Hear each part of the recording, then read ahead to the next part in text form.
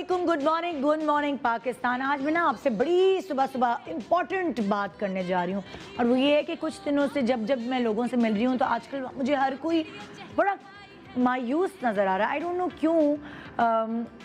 मैं कहती हूँ भाई आप शुक्र करें, जान है तो जहान है। मायूसी की बात सुनती हूँ, यहाँ इसकी नौकरी ख़त्म हो गई है, यहाँ बच्चे का एडमिशन सही जगह नहीं हो सका, या पढ़ाई में बंदा वीक रह गया। बहुत सारी ऐसी चीज़ें सुनने को एकदम मिल रही होती। तो मैं ये कहती हूँ कि जब भी आपको किसी भी चीज़ पर, ख़ास तौर पे फाइनेंशियली आपको मायूसी हो कि वो जो इस पूरे साल आपने सोचा था कि मैंने करना और आप नहीं कर पाए, जॉबलेस हो गए, जो आपने ख्वाब देखे थे वो कंप्लीट नहीं हो पाए, तो आप हमेशा अपने से उन लोगों को देखें जिनकी ज़िंदगी आपसे भी ज़्यादा बुरी गुजर रही थी, मगर उन्होंने अपनी ज़िंदगी पे कंट्रोल रखा, एक कंट्रोल रख के कंपोज रह कर उस ज़िंदगी को बेहतर करने की कोशिश की। हम क्या करते हैं, हमारी नेचर क्या है, ख़ास तौर पे देखिए, मैं यहाँ मर्दों को कहूँगी, मर्दों के आसाब बहुत कमज़ोर होते हैं, वो एकदम हिम्मत हार जाते हैं। हाँ, वो फिज़िकली बड़े ताकतवर होते हैं लेकिन दिल से वो बड़े कमज़ोर होते हैं। इस तरह इतने जल्दी हिम्मत हार जाते हैं। नौकरी चली गई है, खर्चे सर पर आ गए हैं, कोई नुकसान हो गया है, तो इसीलिए बिज़नेस का कोई नुकसान हो गया है, इसीलिए उस वक्त काम आती है आपके घर की औरत, चाहे वो आपकी माँ हो, चाहे वो आपकी बहन हो, चाहे वो आपकी बेटी हो या आपकी बीवी हो। उस वक्त उस औरत, उस घर की औरत को स्ट्रॉन्ग रहना पड़ता है। जिसके घर का जो मर्द है वो वीक पड़ा होता है, और जब वही औरत जो वीक पड़ जाएगी तो घर का क्या होगा। इसीलिए मैं आपको कुछ ऐसी कहानियाँ, कुछ ऐसे लोगों से मैं आज मिलवाऊंगी, क्योंकि जब मैं ये देखती हूँ कि इर्द गिर्द इतनी मायूसी फैली हुई है, तो इस मायूसी को ख़त्म करने का मुझे एक ही तरीका मिलता है कि मैं आपको ऐसी सक्सेस स्टोरीज़ दिखाऊं, मैं ऐसी चीज़ें दिखाऊं जो कहते हैं कि ज़मीन से आसमान तक उड़ने की कोशिश कर रहे हैं और उसके बावजूद भी उनके अंदर हिम्मत है। मैंने ऐसे बहुत लोग देखे हैं जिनकी नौकरियां ख़त्म हो गई, मतलब मुझे फ़ोन आते हैं उसकी नौकरी लगवा दें। 4 साल से वो सऊदी अरब से आके बैठा हुआ है और यकीन माने, वो जो माँ थी वो मुझे फ़ोन करके कह रही थी कि यकीन माने मुझे ऐसा दुख हुआ, मेरे बेटा सऊदी अरब से 4 साल से जॉबलेस होके आके इधर बैठा हुआ है, उसके पास कोई काम नहीं, उसके पास कोई नौकरी नहीं है, और उसके बच्चे जो हैं वो ज़मीन पे सो रहे होते, अच्छे खासे खाते पीते लोग थे, गद्दे पे आग लग गई तो उनके पास गद्दा भी नहीं है सोने के लिए। तो ये तो हालात है। मगर मैं उस माँ को ये कहना चाहती हूँ कि आज का मेरा प्रोग्राम वो ज़रूर देखें, क्योंकि मेरे प्रोग्राम में ऐसे बहुत सारे लोग हैं जो अपने ज़माने में लेक्चरार, टीचर होते थे, मतलब ऐसे अच्छे अच्छे ओहदों पे फाइज होते थे, लेकिन जब वक्त पड़ा तो उन्हें मजदूरी भी करनी पड़ी, तो उन्होंने उसमें कोई शर्म नहीं की। मेहनत के काम में कोई शर्म नहीं। अब आप देखेंगे हमारे यहाँ पाकिस्तानी ऑफिस में जॉब करने वाले लोग जब जाके शिफ्ट हो जाते हैं कनाडा, अमेरिका, यूके, यूरोप, कहीं भी, और वो वहाँ टैक्सी चला रहे होते हैं, मास्टर्स उन्होंने किया होता है, टैक्सी चला रहे होते हैं। हम लोग कहते हैं ओ हो देखो ज़रा, यहाँ तो बड़ा अच्छा अफसर लगा हुआ था, वहाँ जाके टैक्सी चला रहे। आपको नहीं पता कि टैक्सी चलाना भी वहाँ कितनी कमाई देता है, कितनी मेहनत लगती है, और फिर उसी टैक्सी चलाने से लोग अपने घर बना लेते हैं, लोग अपनी एम्पायर खड़ी कर लेते हैं, अपनी गाड़ियाँ कर लेते हैं। मगर हमारे यहाँ तो बस स्टेटस ही देखा जा रहा था, हाँ देखो वो तो रेस्टोरेंट में पोछा लगा रहा था बाहर जाके। तो मेहनत में कैसी शर्म, जिससे की शर्म ना उसके फूटे कर्म। अगर आप यहाँ, हमारे यहाँ ये माइंडसेट बना हुआ है कि अगर मैं फलाने स्टेटस की नौकरी कर रहा था और अब मेरी नौकरी ख़त्म हो गई तो मेरी दुनिया ख़त्म हो गई, मैं और कुछ नहीं कर सकती, नहीं कर सकता, मैं कैसे घर चलाऊं, हाथ और पैर सब छोड़ के हम बैठ जाते हैं। मैं आपको ये बताना चाहती हूँ कि मेहनत आपको कहाँ से कहाँ पहुँचा सकती है। और देखें, जिस वक्त जो वक्त होता है, कभी अच्छा वक्त होता है, कभी बुरा वक्त होता है। अगर इंसान अपनी ज़िंदगी से बहुत एक्सपेक्टेशंस ना रखे, ख्वाब देखे कि मुझे वहाँ पहुँचना है, लेकिन अपनी ज़िंदगी से एक्सपेक्टेशन ना रखे ना कि हाँ भाई अच्छे ही दिन होंगे।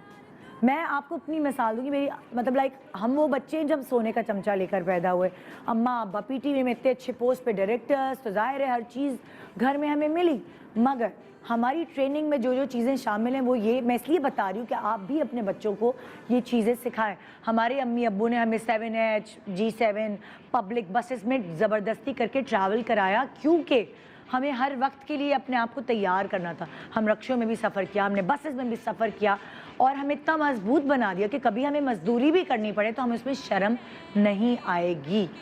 तो जनाब, आज कुछ ऐसी स्टोरीज़ मैं आपके साथ शेयर करूंगी जिनको देख के शायद आपका दिल थोड़ा सा मोम पड़ेगा, आंख में आंसू आएंगे, लेकिन जो मोटिवेशन आपको मिलेगी आज के प्रोग्राम से वो आई गेस आपका गेम चेंजर हो सकती है, आपकी ज़िंदगी बदल सकती है। और अल्लाह करे कि आपके दिमाग में कुछ समझ आए आपको और आप अपनी ज़िंदगी से मायूस ना हो, क्योंकि मायूसी कुफर है।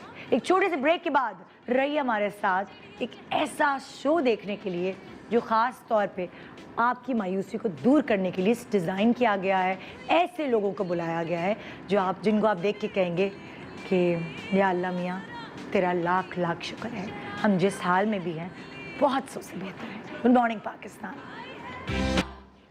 Welcome back. Good morning Pakistan. आज आपसे कुछ ऐसी सक्सेस स्टोरीज़ और ऐसी मोटिवेशनल स्टोरीज़ मैं आपसे शेयर करने वाली हूँ जो आपकी मायूसी को दूर करेंगी। सुबह सुबह मैं आपको हंसाती भी हूँ, कभी कभार रुलाती भी हूँ, कभी कभार सोचने पर मजबूर भी कर देती हूँ। और आज मैं कुछ ऐसा ही करने वाली हूँ कि वो जो उदासी आपके दिल में है कि ये क्या हो गया, ये कोरोना की वजह से हमारा तो बिज़नेस उलट गया, ये कोरोना की वजह से हमारी तो नौकरी चली गई, बहुत सारे लोगों के हालात तो पहले ही ख़राब थे, अब इस कोरोना ने क्या कुछ नहीं किया।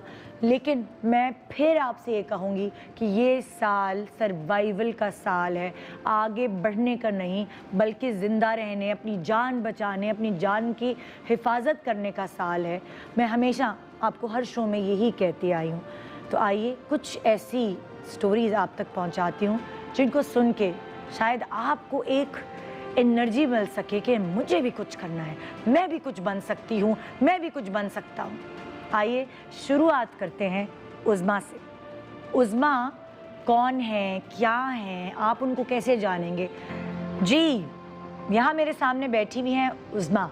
अस्सलाम वालेकुम। वालेकुम सलाम। मैडम आप कैसे हैं? मैं ठीक हूँ उज़्मा। मैंने फेसबुक पे भी देखा था, बहुत जगहों पे देखा था, हेडिंग्स ऐसे लगा के लोग कर रखते हैं Yes. कि जिस हस्बैंड ने पढ़े लिखे ना होने की वजह से जिस औरत को छोड़ा आज वो उसने मास्टर्स कर लिया। और ये मैंने कई जगहों पे ना फेसबुक पे हेडिंग्स ये आई हुई थी इस तरह Yes. कि देखिए औरत ने वो कर दिखाया जिसकी वजह से मियाँ ने छोड़ा, और इस तरह की कहानी ये सब सुनने में आ रही थी। उसमें क्या है आपकी ज़िंदगी की कहानी, और मैं तो कहूँगी सक्सेस स्टोरी क्या है? सक्सेस स्टोरी मैडम ये है कि मैं शादी से पहले इतना ज़्यादा पढ़ी लिखी नहीं थी। मेरा ताल्लुक एक लोअर मिडिल क्लास फैमिली से है। अच्छा। और हम 1999 में लाहौर आए थे, एक गांव से आए थे? जी। तो वहाँ से किसी ने हमें एक फैक्ट्री में लगवाया था। अच्छा। कोई गारमेंट्स की फैक्ट्री थी, मुझे अंदाज़ा नहीं था क्या है। अच्छा। तो वो धागे काटने थे। अच्छा।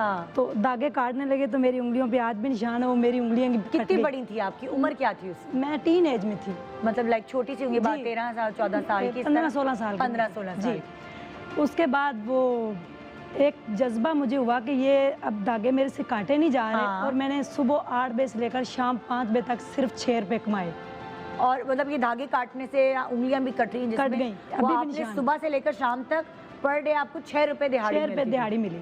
और शाम को मेरी अम्मी और अब्बू दोनों मुझे लेने आए। हाँ। 10 रुपए किराया लगा के। ले। उस टाइम 2 रुपए किराया होता था। हाँ। तो जो ठेकेदार वो कहता है आपने 6 रुपए कमाए हैं और 10 रुपए तो किराया लग गया। हाँ। ये तो नुकसान है। फिर हमने ठान ली कि ये धागे भी काटने हैं और देखना है कि ये है क्या, इस ह्यूज के अंदर मुझे जाना है। हाँ। मैंने फिर अपने अब्बू से कहा कि हम पैदल जाया करेंगे। अच्छा। 8 बजे का टाइम होता था, हम घर से 6 बजे निकलते थे और 2 घंटे में हम पैदल पहुंच जाते थे। और आप? फिर उसके बाद मैंने वहाँ पे एक कटिंग डिपार्टमेंट के अंदर मुझे वहाँ पे ऑफिसर लगा दिया गया। मैं स्ट्रिकिंग की वहाँ पे बंडलिंग की इंचार्ज बन गई। अच्छा। और पहली सैलरी मुझे 1000 मिली थी। पहली दफ़ा मैंने 1000 रुपये का नोट उस वक्त देखा था। अल्लाह। फिर हमने एक छोटा सा घर बनाया। हाँ। बड़ी मेहनत से, छोटा सा। आप अकेली उस फैक्ट्री में काम करती थी? अम्मी अब्बू किधर काम करते थे? मेरे अब्बू साथ वाली फैक्ट्री में काम करते थे, वहाँ जूते बनते थे। और अच्छा। अम्मी मेरे घर में सिलाई करती थी कपड़े। अच्छा। और बस आप लोग 3 लोग थे घर में, और भी लोग थे? चार बहन भाई हम। अच्छा। 2 बहनें। हाँ। और 2 भाई, सबसे बड़ी मैं हूँ। 4 बहन भाई जी। अच्छा, तो वो जो दूसरे बच्चे थे वो छोटे वो थे आपसे? छोटे थे, उनको फिर स्कूल डाला ना इधर आ अल्लाह। हम छोटी बहन प्ले ग्रुप में, बड़ा भाई और इस तरह। अच्छा। और फिर हमने एक छोटा सा घर खरीदा। हाँ। 2005 में फिर मेरी शादी कर दी गई अच्छा, कि मेरे अब्बू ने कहा अब शादी, तो मैंने सुना शादी आपकी जिससे हुई थी वो बहुत पढ़ा लिखा, उसने एमफिल वगैरह किया हुआ था। और शादी इसी आपके शहर में ही हुई थी, कराची में। और आज मैं बड़ा सैड भी हूँ कि मैं यहाँ क्यों आई हूँ। आप शादियों के कराची आई थी? कराची में उनका गांव था गोजरा, वहाँ गए थे, फिर वहाँ से मैं यहाँ भी 2 दफ़ा आई थी। तो उसमें आपकी शादी कैसे हुई थी और क्या सोच के शादी की थी उधर? मेरे एक अम्मी के कज़न थे, उन्होंने ये रिश्ता करवाया था जिससे शादी हुई। He was MA English, MA economics, LLB। Oh my God, काफी पढ़े लिखे Yes. एजुकेटेड थे। और मैं बिल्कुल भी नहीं थी। आपने कोई भी जमातें नहीं पढ़ी? बस थोड़ा सा उन्होंने मुझे कहा, पहले दिन से ताने दिए हाँ। कि मैं कहाँ फंस गया हूँ। वो उर्दू स्पीकिंग थे, हम पंजाबी। अच्छा। कहाँ फंस गया हूँ ये पंजाबियों के बीच में, इनको तो बोलने की सेंस नहीं, ये वो बड़ा मुझे ना उन्होंने डीमोटिवेट पहले दिन ही किया। अच्छा। उसके बाद 2-3 माह बाद उन्होंने ये एनालिसिस कर लिया कि ये सारी फैमिली बड़ी मासूम सी, इनको कुछ दुनिया सादे की हैं खबर लोग। नहीं है, सादे हाँ। लोग हैं, तो इनका क्या करें। हाँ। उन्होंने वो जो हमारा घर था उसको सेल कर दिया, जो आपने इतनी मेहनत से बनाया, जो वो फैक्ट्री में काम कर करके Yes. आपने, आपके अब्बू ने, अम्मी ने, सब ने पैसे जोड़ के बनाया। आपके मियाँ जो इतने पढ़े लिखे थे उन्होंने फ्रॉड करके सेल करे, फ्रॉडिया थे वो। जी, वो सेल कर दिया। हाँ। और जिस घर में मुझे ब्याह के लेके गए वो किराए का था। अच्छा। कह रहे हैं ये भी सेल करता हूँ, आप भी करें, हम एक बड़ा घर लेते हैं, मैं आउट ऑफ सिटी जाता हूँ, मेरे प्रोजेक्ट्स होते हैं, तो ये फिर अकेली रहती है। ओ, तो उसने कहा सेल- दोनों मिलकर सेल करते। जी, वो दोनों घर। और इन्होंने उल्लू बनाया आपको Yes. कि जिसमें आप रहते थे वो किराए का था। इन्होंने बोला ये भी करते हैं सेल हाँ। और वो भी, और बड़ा घर लेते हैं। हाँ। बड़ा घर ले लिया, बड़ा लश पश हुआ और वहाँ पे हम रहना शुरू हो गए। मैं प्रेग्नेंट थी, तो 6 माह बाद वहाँ पे एक अंकल आए, उन्होंने कहा इस घर का रेंट दे दे। हमने कहा ये तो हमारा अपना है। आप लोगों को ये बताया गया कि ये बड़ा घर जो है ये हमारा अपना है। ये आपका अपना है। वो जो Yes. बेचे हैं घर, उनसे मतलब उनसे पैसे जमा हुए हैं, उससे एक बड़ा घर खरीदा जी। है और वो रेंट का था एक्चुअली। लेकिन वो रेंट का था। अल्लाह। जब उन्होंने रेंट मांगा तो हमने कहा कि हमारा अपना है। ये हाँ। शाम को घर आए, हमने इनसे कहा कि ये देखिए ये घर तो किराया। कहते नहीं नहीं, वो झूठ बोल रहे थे, बस थोड़े से पैसों की ज़रूरत है, तो फिर इसकी रजिस्ट्री करवानी, ये देखें कागजात तैयार है। जो जेवर था अम्मी के पास, मेरे पास थोड़ा सा, हमने वो भी दे दिया कि जल्दी से हाय। रजिस्ट्री हो जाए। हाय हाय हाय। वो जेवर भी गया, उसने एक गाड़ी रेंट पे कहीं से ली, उसका एक्सीडेंट कहीं करवा दिया, ये वो।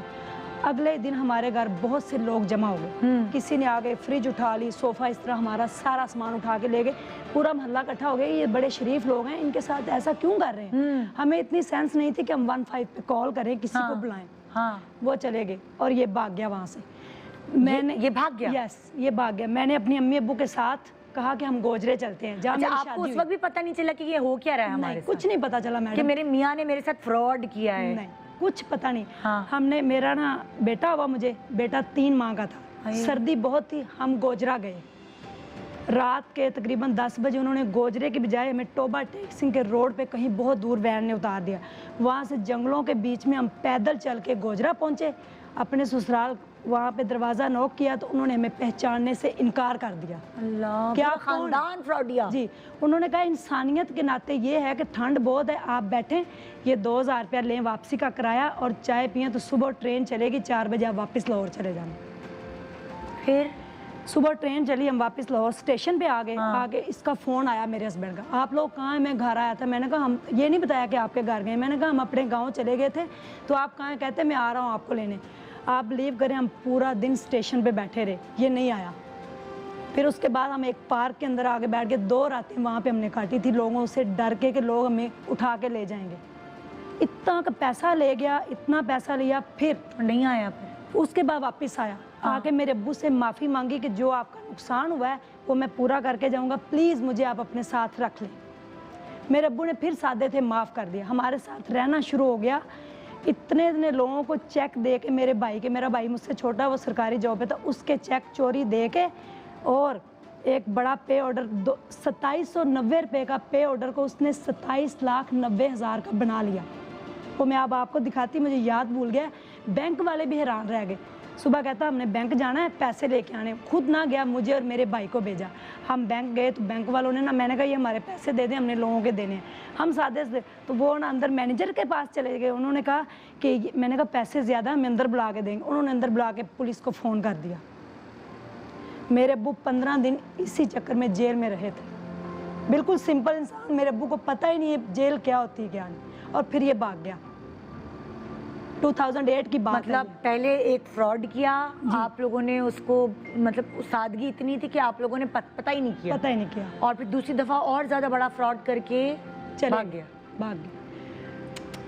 उसके बाद जब मेरे अब्बू के एक दोस्त को पता चला कि ये ठंड में पार्क में बैठे हुए हैं, वहाँ से हमें उठाया, घर में राशन डाला और हमें एक रेंट का घर लेके दिया। कितने अरसा तक आप पार्क में बैठे रहे? तकरीबन 2 दिन हमने वहाँ पे गुजारे थे। बड़ी और आपके बच्चा कितना था बड़ा? 3 माह का। 3 माह का बच्चा। सर्दी थी और बाकी मेरे बहन भाई छोटे छोटे मेरे साथ जो वापस आ गए। मैंने सोचा कि अब मैं क्या करूं, मुझे क्या करना चाहिए।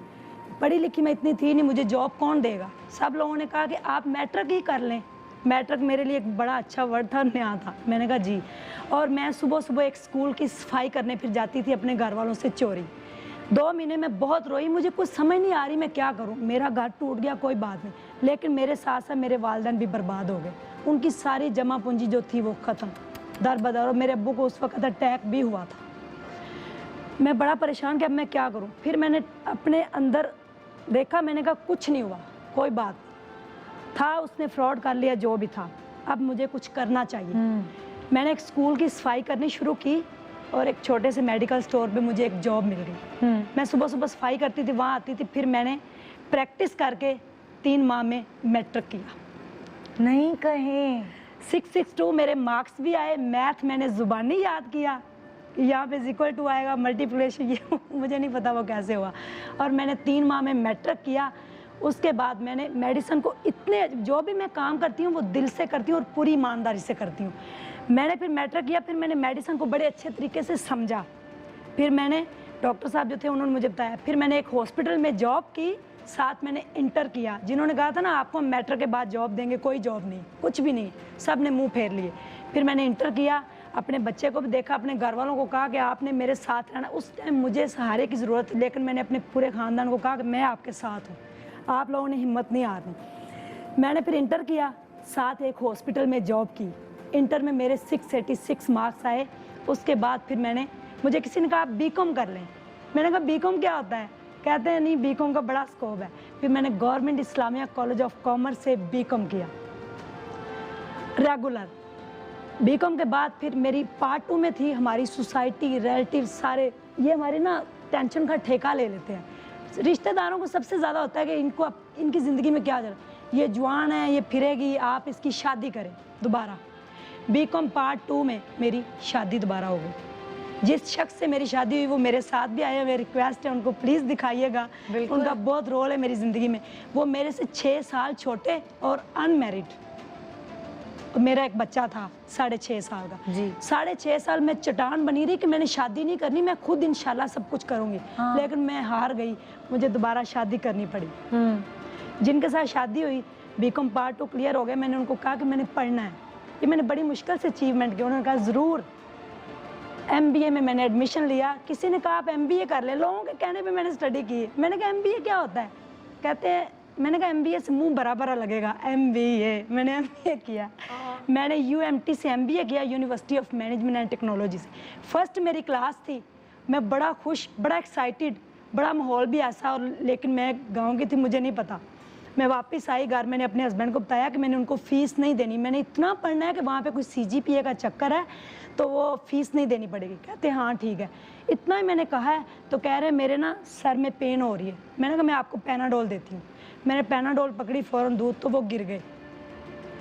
घर में ना नीचे एक मेरे पास रेंट पे थे, मैंने उनसे कहा भाई देखें इनको क्या हुआ है। वो फ़ौरन हॉस्पिटल ले गए। हॉस्पिटल जाते जाते उनको पैरालाइज और हेमरेज हो गया। आपके हस्बैंड को? सेकंड हस्बैंड को।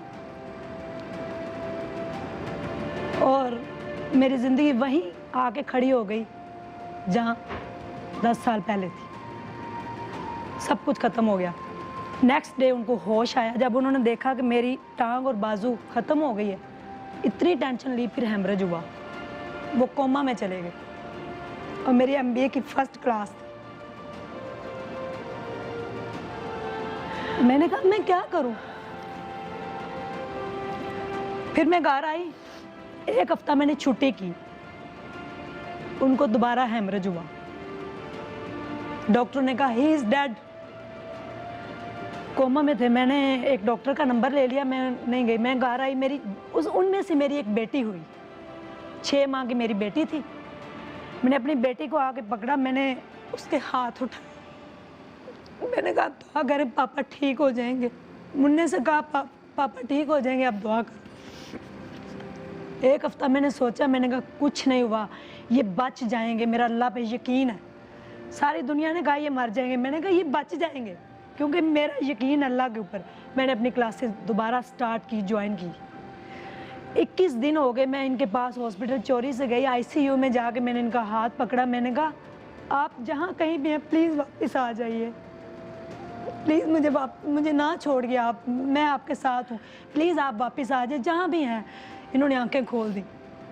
डॉक्टर ने कहा ये एक मौजज़ा हो गया है कि एक बंदा कोमे से वापस आ गया है, और वो भी डबल हेमरेज, कार्टरी फटी नहीं थी, इंजर होगी, ब्लड सारा इधर जम गया। फौरी तौर पे उन्होंने रेफ़र कर दिया जनरल हॉस्पिटल में, इनको ले जाएं। यूरिन बंद हो गया, सारी नालियाँ दवालियाँ डाल दी। उन्होंने कहा कि इसका टेस्ट है, आप इसकी सर्जरी की तैयारी करें, DSA का एक टेस्ट है वो हमने करना है, अगर वो टेस्ट ठीक हुआ तो फिर ठीक है, अदरवाइज़ इसकी सर्जरी, और 99% चांसेस मरने के हैं। मैंने कहा डॉक्टर साहब 1% इसके बचने के भी हैं। कहते हैं आपका इतना कॉन्फिडेंस? मैंने कहा यस, आप ऑपरेशन की तैयारी करें। मेरे पास एक छोटा सा 2 मरले का घर था, वो हम दोनों ने मिलकर बनाया है, और हमने फिर 500 रुपये से दोनों ने मिलकर मेडिकल स्टोर स्टार्ट किया, जिनका वो बता रहे थे। जब इनको वो हुआ अटैक, फिर मेरी क्लासेस भी थी। मैं सुबह 6 बजे घर से निकलती थी, यूनिवर्सिटी मेरे घर से 1.25 घंटे के फासले पे थी। आधा घंटा मैं पैदल चलती थी। लोग कहते हैं ना हम कुछ नहीं कर सकते, हार जाते हैं, ये वो, नहीं, ऐसा कुछ नहीं है। तब आपका अंदर अपने मजबूत कर लेते हैं, कुछ करने की आपकी मांग होती है, तो फिर सारे रास्ते अल्लाह बना देता है। अल्लाह पे जब आपकी उम्मीद होती है और आप ईमानदार और सच्चे होते हैं। आधा घंटा मैं पैदल चलती थी, 1 घंटा मैं वैन्स में सफ़र करती थी, और मेरी 6 माह की बेटी को मेरा बेटा और साथ एक औरत रखी, वो दोनों संभालते, मैं फीड करा के जाती थी। शाम 5 बजे वापस आती थी, आके उसको फीड करा के दोबारा मेडिकल स्टोर खोलती थी 6 बजे से रात 1 बजे तक। छोटा सा मेडिकल स्टोर था पहले? जी हाँ। 6 बजे और मियां आपके उस वक्त ऑपरेशन कोमा में थे? अच्छा। मैं वापस मेडिकल स्टोर को रात को 1 बजे घर आती थी, आके बेटी सारे सो जाते थे बच्चे, बुक्स खोलती थी, उनको पढ़ती थी, 3 साढ़े 3 में सोती थी, 5 बजे सुबह फिर 2 साल, तकरीबन 1.5 साल तक मैं 2 घंटे सोई। और MBA था मेरा। फर्स्ट सेमेस्टर में मैंने एक A ग्रेड भी लिया था, मुझे उसका भी नहीं पता था। वो भी बड़ा एक कहानी थी, लेकिन वो यहाँ मैं शेयर नहीं अब कर रही। उसके बाद डॉक्टरों ने फिर इतना ही, ये जितना बड़ा रूम है, इतना बड़ा रूम था, उसका टेस्ट किया। इतनी मैंने दुआएं लोगों से करवाई, मैंने खुद बड़ी दुआएं की। डॉक्टरों ने कहा ही इज़ लकी, वो ब्लड जो 21 दिन में यहाँ पे पड़ा हुआ था कहाँ गया, वी डोंट नो, हम नहीं जानते, ये बिल्कुल ठीक हैं, इनको आप घर ले जा सकते हैं। 3 दिन बाद उनको छुट्टी होगी। फिर 6 माह के बाद मेरे हस्बैंड बोलना शुरू हुए थे, अम्मी, अब्बू, उज़मा, मुन्ना, ऐसे ही है वो, उन्होंने यानी कि नाम लेना शुरू किया। वो मेडिकल स्टोर मेरे से ख़त्म हो गया, नहीं संभाला गया, क्योंकि बड़ी मुश्किल थी मेरे लिए। वो दुकान वाले ने कहा कि ये शायद किराया नहीं देंगे। उसने, जब आपके हालात बुरे होते हैं ना, सारी दुनिया फिर आपका साथ छोड़ देती है। उसने कहा ये दुकान खाली कर दे, मैं आपको नई बना के देता हूँ। उसने नहीं बनाई तो कहता आप 40,000 रुपये रेंट दें और 3 लाख रुपये एडवांस दें।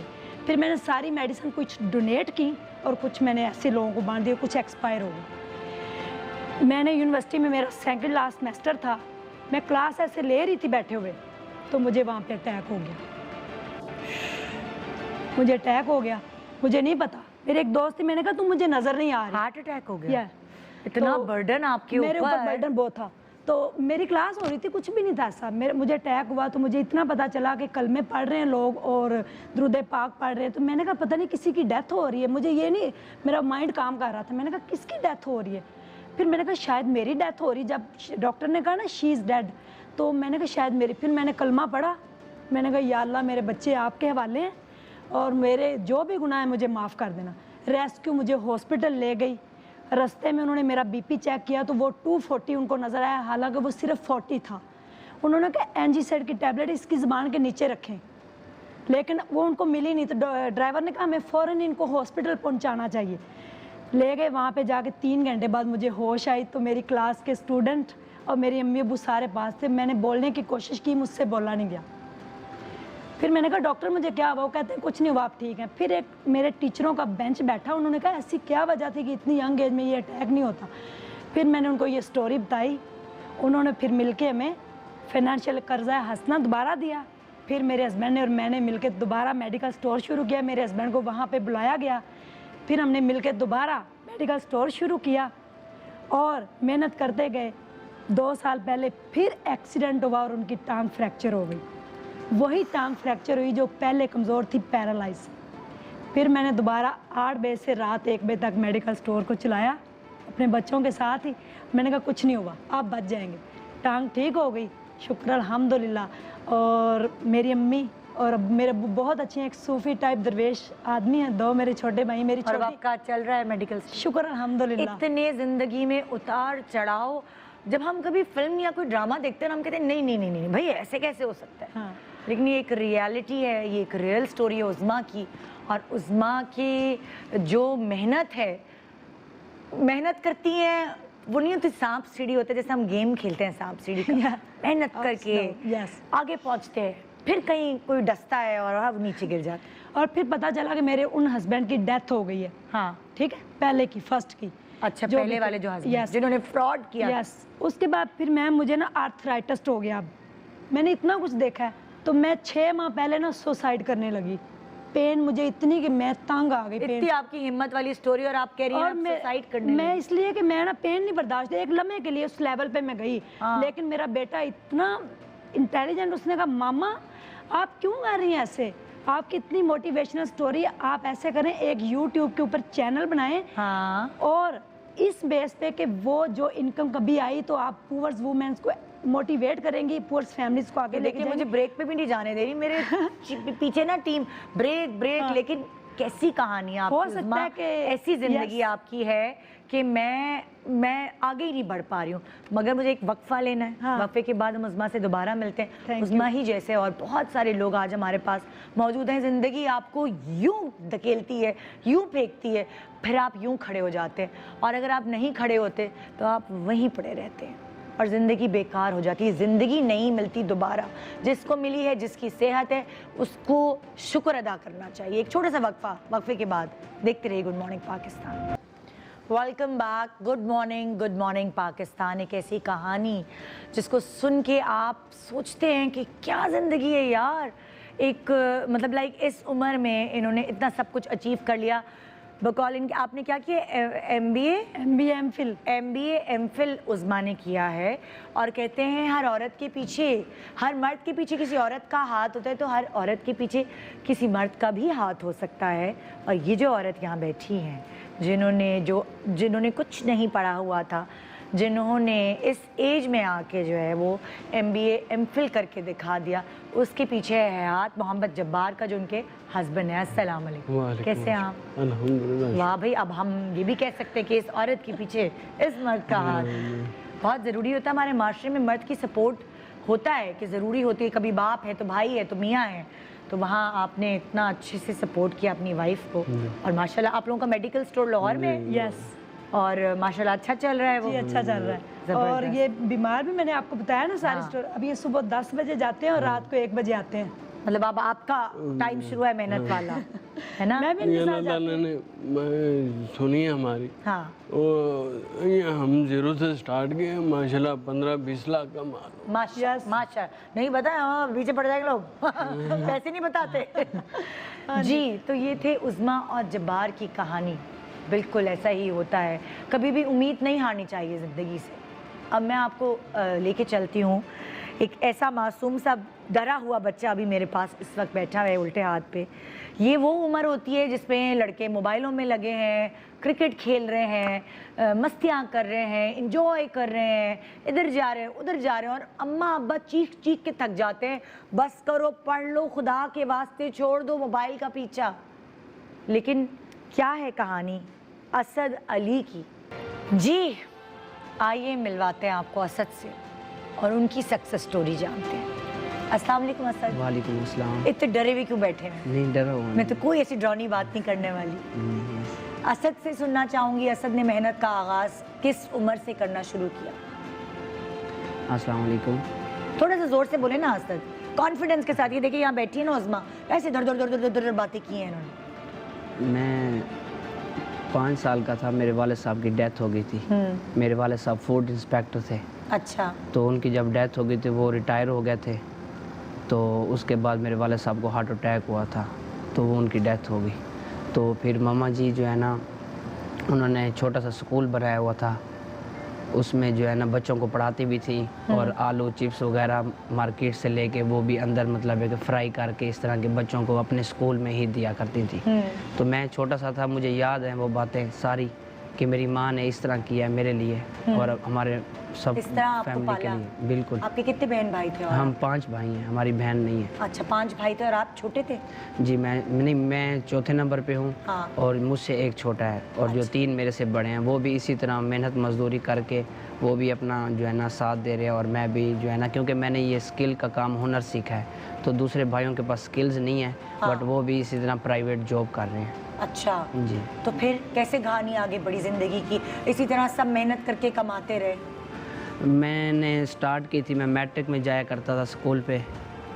तो मैट्रिक में स्कूल जाया करता था अपने छोटे भाई को साथ लेके साइकिल पे।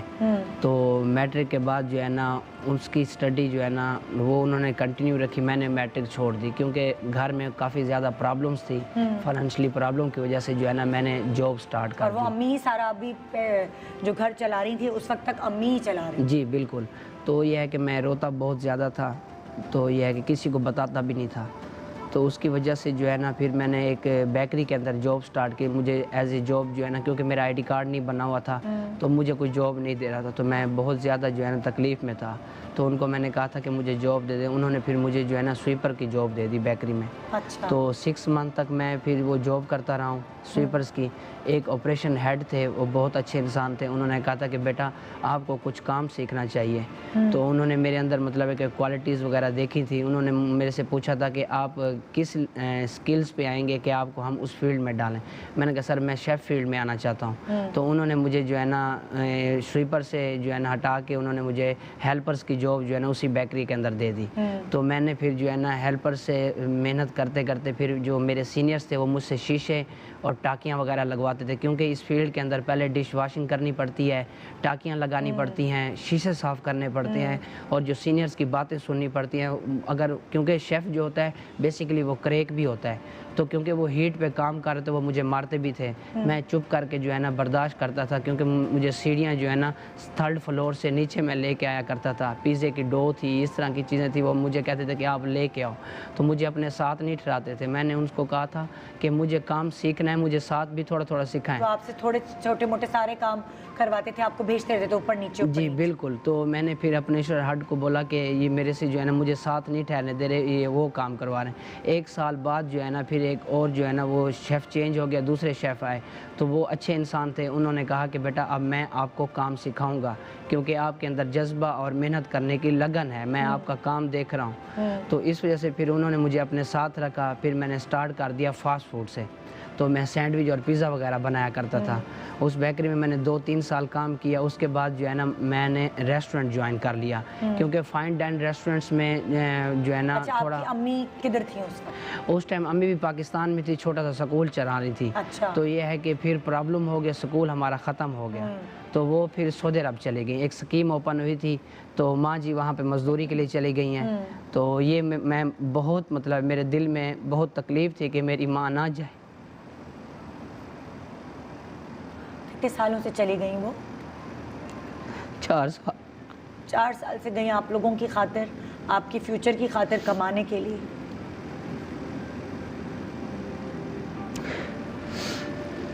अभी तक वापस नहीं आई? नहीं अभी नहीं आई, बस। आप उनको फ़ोन करते, बात होती है? जी। वो क्यों नहीं वापस आती, क्या कहती? क्योंकि हमारा घर नहीं है अपना, तो रेंट है यहाँ पे ज़्यादा, इसलिए उनको कमाना पड़ता है। जी। फिर आप उनको कुछ कहना चाहते हैं हमारे प्रोग्राम के तवस्सुत से? अल्लाह कर हमारा घर बन जाए, मेरी अम्मी वापस आ जाए। मत रोएं, देखें इतनी हिम्मत करके आप यहाँ तक पहुँचे हैं। मुझे पता है आपकी क्या उम्र होगी आपकी? मेरी 25 है। 25। तो अभी आप देखें कितने मजबूत हो गए हैं, अपना काम कर रहे हैं। कितनी मुश्किलों से सीखा, ये जो काम आपको नहीं आता था वो आप कितनी मुश्किलों से अब यहाँ तक पहुँचे। तो आप अपनी अम्मी को ये कहते हैं कि वापस आ जाओ, अब मैं जो हूँ कमाऊँगा? बिल्कुल, मैंने बोला ऑरेंज मेरा छोटा सा स्टॉल है, मैं जब रेस्टोरेंट बना, क्योंकि ये बहुत तकलीफ होती है रेडी को गली से लेके आना, फिर फ्लैट के ऊपर मैं रेडी का बहुत टाइम लग जाता है मुझे। तो ये बहुत हार्ड वर्किंग होती है, क्योंकि जो इस फील्ड के रिलेटेड लोग हैं वो जानते होंगे कि कितना मुश्किल काम होता है, ये बहुत टफ होता है। कभी कभी मैं थक जाता हूँ, स्टॉल ऑफ कर देता हूँ। कितने कितने कितने घंटे काम करते हो? 17 घंटे बन जाते। सुबह मैं उठ जाता हूँ 10 बजे, हाँ। 3-4 घंटे मुझे फ्लैट पे लग जाते हैं। बॉइलिंग करता हूँ, प्रेप रेडी करता हूँ, कटिंग करता सब हूँ। अकेले कर रहे हो? अकेला कर रहा हूँ। कोई हेल्पर नहीं है तुम्हारे साथ? अभी मेरे एक्सपेंस बहुत ज़्यादा हैं, तो इंशाल्लाह अपने साथ फिर हेल्पर भी एडजस्ट कर लूँगा। अभी मैं सब अकेला अकेले कर कर रहे हो? दिक्चे उठाना, ये करना? सारा कुछ मैं करता हूँ। फिर मेरी गली के अंदर काउंटर ठहरे होते हैं, उसको निकाल के आता हूँ, फिर उसकी सफाई क्लीनिंग करके फिर एक अपना स्टॉल लगाता हूँ वहाँ पे। हाँ। और फिर कब तक रहते हो रात? रात में 12 बजे तक, 1 बजे तक टाइमिंग होती है। कभी मुझे लेट भी हो जाती है, क्योंकि कोरोना की प्रेप वजह कर से कितना नुकसान हुआ तुम्हारे काम को? कोरोना की वजह से जो है ना बस ठीक है, क्योंकि मेरे जो है इरादे हैं ना वो बहुत मजबूत है। क्योंकि मुझे अल्लाह पे ना बहुत यकीन है, मुझे किसी दुनिया में किसी पे भी यकीन नहीं है, सिर्फ अल्लाह पे यकीन है बस। लेकिन ये जो तुम रो रहे हो उज़्मा, इनको आप बताएं कि ये जो तुमने रोना है ना, ये नहीं रोना। आप रोएंगे ना तो फिर ज़माना आपको रोंद के निकल जाएगा। ज़माने ने मेरे साथ इस तरह किया, मुझे पाँव तले रोंदा है, लेकिन फिर रोई नहीं हूँ मैं, रोई ज़रूर हूँ, लेकिन उस रब के आगे बैठ के मैंने कहा या अल्लाह पाक मुझे इतना मजबूत बना दे। और एक और बात है उज़्मा, हमारे यहाँ पता नहीं माएँ बच्चों को कहती हैं, लड़कों को, हाँ, लड़की हो क्या रो रहे हो? यार दिल है उसका भाई, दिल है उसका, कोई बात दिल है, वो क्या करे? उसकी माँ 4 साल से उससे दूर है, वालिद का इंतकाल 5 साल की उम्र में हो गया, माँ दूर है, तो जाहिर है एक उसको फील होता है। इतनी मेहनत वो बचपन से, जब से ये देख रहा है, इसने होश संभाला है, वो बचपन से मेहनत कर रही है। क्यों उनका घर नहीं बना अभी? छत नहीं है अपनी, किराया बहुत ज़्यादा है, उसके एक्सपेंसेस, सारे भाई मजदूरी करते हैं सब मिलके। तो मैं सिर्फ लोगों को ये दिखाना चाह रही हूँ, जो वो कह रहे होते हैं ना हमारी ख्वाहिशात वहाँ तक नहीं पहुँची, वहाँ तक नहीं पहुँची। इर्द गिर्द के लोगों को देखें तो सही कि वो कैसे मेहनत से गुजारा कर रहे हैं। यहाँ लोग 5 घंटे की ड्यूटी कर लेते हैं और उसके बाद कहते हैं बहुत थक गए, बॉस ने बहुत काम ले लिया। आप ये तो देखिए, वो 17 घंटे काम कर रहा है, वो थक गया है। वो 25 साल का लड़का है, जवान लड़का, जब उस वक्त इस एज में ये भी करना है, वहाँ भी घूमने जाना है, ये भी करना है, लड़के ऐसे लाओबाली हो जाते। मैं उन लड़कों को भी कहूँगी कि ये देखो, ये कैसे अपनी माँ को कह रहे हैं कि मैं संभाल लूँगा, वापस आ जाओ। आप मुझसे वादा करके जाएंगे कि बस अब ये आंसू आखिरी आंसू थे यहाँ, जी, है ना? मजबूत किया, यहाँ तक पहुँचे हो, सफाई करते करते अपना एक आपने स्टॉल लगा लिया है। जी अल्हम्दुलिल्लाह मैं चला रहा हूँ, क्योंकि कस्टमर का जो फीडबैक है वो कहते हैं कि ये स्टॉल वाला, ढाबे वाला खाना नहीं है, तो मैं उनको बताता हूँ अल्हम्दुलिल्लाह मैं एक नाम एग्जेक्टिव क्या है शेफ तुम्हारे स्टॉल का? मेरे- और आज मैं कह रही हूँ, जो मुझे देख रहा है, मेरा शो देख रहा है, वो अब जब भी ये पहुंचेगा, लाहौर कब पहुंचोगे बताओ? सब पहुंचेंगे वहाँ खाने। इंशाल्लाह मैं संडे तक या फ्राइडे सैटरडे वाले दिन मैं चला जाऊँगा तो लाहौर। भाई संडे का हम पक्का रखें? इंशाल्लाह अच्छा, कितने बजे से लगाओगे स्टॉल? मैं 6 o'clock से लगाता हूँ रात 1 बजे तक। मैं तो भाई मॉडर्न टाउन लिंक 6 बजे से लेकर रात तक जो है ना, और आपने उसके बाद भी सबने हमने मिलकर इसको सपोर्ट करना है। क्या नाम है तुम्हारे स्टॉल का? मेरे स्टॉल का नाम है पिक पॉक चाइनीज फूड के नाम से। दोबारा आहिस्ता आहिस्ता बोलो। Pick pock Chinese food. Peek pock Chinese Chinese food। Food में मुझसे शाउट आउट भी लेके जाना, मैं तुम्हें शाउट आउट भी दूंगी, जी ठीक है ना? मैं भी। हाँ। और ये बताओ एरिया किधर है? Area modern town link road है, जो मैकडोनल्ड का साइन बोर्ड है ना, मैं उसके नीचे लगाता हूँ। ओके, ठीक है, जी ठीक है, चलो बस सही है। इंशाल्लाह इतवार से तुम्हारे पास देखना सब लोग जमा होने होंगे। मैंने देख कर ही मेरा दिल चाह के खाने, इतना अच्छा चाइनीज बनाता, मैंने घर में आज चाइनीज बनवाया है, पता क्योंकि है? मैं चाइनीज बनाता हूँ, मैं एग्जेक्टिव शेफ हूँ, मुझे 12 साल इस फील्ड में हो गए हैं। हाँ। अल्हम्दुलिल्लाह मैं एक एग्जेक्टिव शेफ लेवल पे मैं जॉब भी कर रहा था, क्योंकि कोरोना में मेरे लिए प्रॉब्लम आई थी, तो इसलिए तुमने मैं स्टॉल जी लगाया। उसकी वजह से जो है ना मैं बाबू सर टॉप चला गया था। मैं पहली दफ़ा वहाँ पे गया तो था। तुम अपनी अम्मी को फिर से एक दफा कह दो कि वापस आ जाए भाई, अगर वो देख रही है। मेरी मम्मा इंशाल्लाह इंशाल्लाह अम्मी जी आप वापस आ जाएं जब उधर मैं देखो छोटा ना, सा- उधर उधर। हाँ, अस्सलाम वालेकुम अम्मी जान, कैसी हैं आप? ठीक ठाक हैं? आप इंशाल्लाह जल्द आएंगी पाकिस्तान वापस। उसकी वजह यह है कि मैं जब अपना एक रेस्टोरेंट बना लूँगा उसके बाद मैं सारे एक्सपेंस खुद उठा लूँगा, और इंशाल्लाह क्योंकि मेरे दिल में ये तकलीफ़ है, आप कमा रही हैं वहाँ पे, इंशाल्लाह मैं अपना रेस्टोरेंट चला के रखूँगा इंशाल्लाह। जी मेरे बराबर एक और गेस्ट बैठे हुए हैं या बैठी हुई हैं, ये मुझे पता है। मैं आप लोगों को कुछ सस्पेंस में डालना चाह रही हूँ। यहाँ इस वक्त जो आप दिखाएं ज़रा मेरे गेस्ट, मैं नहीं बता रही इस वक्त कौन है। देखें क्या आप गेस करें ये कौन है, क्या ये मेल है इनका जेंडर या फीमेल है, ये कैस क्या आप कुछ समझ आ रहा है? ये है इनकी एक अनोखी कहानी जो मैं आपसे शेयर करने वाली हूँ। इनका नाम है फ़रीन इश्तियाक, और फ़रीन ने अपना गेटअप ये इस तरह क्यों बनाया है, क्यों अपने बाल कटवा दिए, क्यों इस तरह ये सूट बूट में बैठी हैं, आइए फ़रीन का पैकेज देखने के बाद फिर इनसे जानते हैं। जी तो मेरे सामने बैठी हैं फ़रीन। जब फ़रीन पहले आके बैठी तो मैं परेशान, मैंने कहा ये फ़रीन इश्तियाक नाम लिखा हुआ है मेरे पास। फिर मुझे आपकी कहानी जहन में आई। अस्सलाम वालेकुम, कैसी हैं? वालेकुम अस्सलाम, मैं ठीक हूँ अल्हम्दुलिल्लाह। आप कैसी हैं? फ़रीन ने अपना ये पूरा जो हुलिया है वो क्यों बदला, सबसे पहले तो मुझे ये बताएं। बदला तो मतलब थोड़ा बहुत तो बदला हुआ था, हल्का फुल्का, लेकिन जब शादी मेरी हुई थी तो उसके बाद मतलब मेरी शादी 6 महीने रुकी है, उसके बाद वो शख्स बगैर बताए चला गया था। और आपकी एक बेटी भी है? मेरी एक बेटी है माशाल्लाह से, अब 10 साल की हैं वो। हाँ। तो 7 मंथ में मेरी बेटी हो गई थी। तो क्राइसिस इतने थे क्योंकि मैं बिलोंग यहीं से करती हूँ, कराची से। अच्छा अच्छा। तो फैमिली मतलब मुझे छोड़ चुकी थी, तमाम चीज़ें मतलब मैस हो गई थी। बेटी के होने के बाद जो है मतलब एक वो था कि ना भी घर है ना कुछ भी है, तभी मैं क्या करूँ। तो 1.5 साल मेरी बेटी मेरी दोस्त के पास रही स्टार्ट में, मतलब प्री मेच्योर हुई थी। और वो आपकी बेटी पैदा होने से पहले ही आपके हस्बैंड आपको छोड़ के चले गए? 1 महीना भी नहीं हुआ था। शादी किसने करवाई थी? लव मैरिज थी। लव मैरिज, तो इसलिए घर वालों ने साथ नहीं दिया? ही belongs to Pathan family, he belongs to Syed family. हाँ। तो वो थोड़ा सा नहीं राजी थे। तो फिर 7वें महीने जब मेरी प्री मेच्योर बेबी हुई है तो फिर वहाँ से स्टार्ट लाइफ मेरी स्टार्ट जो हुई है वो बहुत क्राइसिस वाली थी, क्योंकि वैसे भी हम मिडिल क्लास थे, उसमें बहुत सारी चीज़ें हम पहले भी फैमिलीज़ में देख रहे थे, लेकिन जब आप अकेले सरवाइव करने लगते हो तो फिर बहुत सारी चीज़ें आप अपने बारे में नहीं सोचते जब आपके आगे औलाद आ जाती है। घर वर कुछ भी नहीं था मेरे पास, सब ख़त्म हो गया था। फिर मैंने फैसला किया कि मतलब मैं अपनी दोस्त से कहूँ कि तुम इसको फुल वक्त रखो, क्योंकि वो 9 बहनें थीं और 2 भाई थे। तो मैंने कहा मेरी बेटी है तो लड़कियों में ज़्यादा अच्छा उसकी ग्रूमिंग होगी, कुछ अरसा वहाँ पे रह लेगी। वहाँ छोड़ के मुल्तान में फिर मैं वापस आई हूँ, यहाँ पे KFC में जॉब की, डॉलमन मॉल में, वहाँ एज अ कैशियर काम किया। तो ऐसे आपने ही अपने अरसलान की बाल और ये तरह। सब कटवाए इसलिए कि ताकि कोई आपको आदमी तंग ना करे, वो वाला बिल्कुल ऐसे सिनेरियो? ही है, मतलब माशा आपको पता है सब कि किस तरह से चल रहा है। आपको सरवाइव करने के लिए मार्केट के अंदर बैठने के लिए बहुत सारी चीज़ें फेस करनी पड़ती हैं। मतलब अच्छे लोग भी होते हैं, बुरे भी होते हैं। अब आप कितने मतलब स्पेस में रह के काम कर रहे हो। जब आपकी शादी हुई थी तो उस वक्त आपके बाल वाल थे सारे लंबे इस तरह? नहीं इतने बड़े नहीं थे, इतने ही थे, इतने ही थे। हाँ।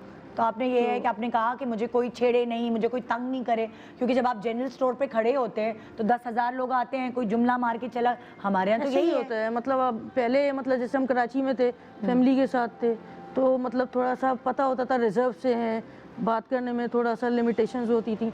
अभी आप जो मार्केट में खड़े होते हो तो आप जनाब हटा देते हैं बिल्कुल। आप तू तड़ाक भी कर रहे होते हैं, आप गाल गलोच भी कर रहे हैं, बदतमीजी भी कर रहे हैं, क्योंकि जिस तरह का बंदा होता है आप उसको उसी तरह से। अच्छा, अब आपकी जब आपकी बेटी से आप 1.5 साल दूर रही, फिर बताएं फिर क्या हुआ आगे? 1.5 साल दूर रहने के बाद जो इसके एक्सपेंस होते थे वो मैं यहाँ से बेचती रहती थी। अच्छा। साल में 3-4 मरतबा 5 मरतबा मैं जाकर उससे मिलकर फिर मैं वापस आ जाती थी। 1.5 साल बाद मैंने अपने माँ बाबा को बोला, अम्मा को कि जो है ना आप इसको रख लें, मेरे से ताल्लुक़ ख़त्म हो गया, आप इसको रख लें, क्योंकि खून के अंदर रहेगी। आप खिलाओ ना खिलाओ, डांटो, जो भी करो ना, मुझे पता है फैमिली में। हाँ। तो मेरी अम्मी ने कहा ठीक है मतलब ले आओ। फिर मैं उसको यहाँ पर लेकर आई, फिर मैं लाहौर चली गई, क्योंकि यहाँ पर जो मेरे पास पुलिस्तान जौहर में फ्लैट था वो बहुत एक्सपेंसिव पड़ता था मुझे। तो रिदा की भी लाइबिलिटीज़ थी, उसको भी मुझे सारी रिदा आपकी बेटी का नाम? रिदा ज़हरा। अच्छा। तो फिर मतलब उधर भी मुझे खर्चा देना होता था, इधर भी मैंने लाइबिलिटीज़ देखनी होती थी अपनी भी, ट्रांसपोर्टेशन हो गई, फ्लैट का किराया हो गया। तो आपको लगा लाहौर में ज़्यादा मैच बेहतर से? उस वक्त आप क्या कर रही थी जब आप कराची में थी, क्या काम कर रही थी? कराची में मैं KFC में थी। अच्छा, जब नौकरी कर रही थी। जी हाँ, 10,000 मेरी सैलरी थी, उसी 10,000 में मुझे मैनेज कुछ करना करना। पड़ता था। हाँ। तो फिर मुझे KFC में ही जो डोमिनोज के CEO हैं, हाँ। उन्होंने कहा कि तुम लाहौर आ जाओ। अच्छा। तो उस वक्त मैंने कहा कि नहीं, मुझे नहीं आना, मैं मतलब नहीं रह सकती फिर परदेश आप में। लाहौर चली गई? फिर ये हुआ कि मैं लाहौर चली गई। हाँ। लाहौर जाने के बाद ना मुझे कोई सड़क का पता था, ना गली का पता था, कुछ भी नहीं था। यहाँ पर सिर्फ और सिर्फ मेरे पास 1800 रुपये 2000 रुपये थे जब मैं लाहौर गई हूँ।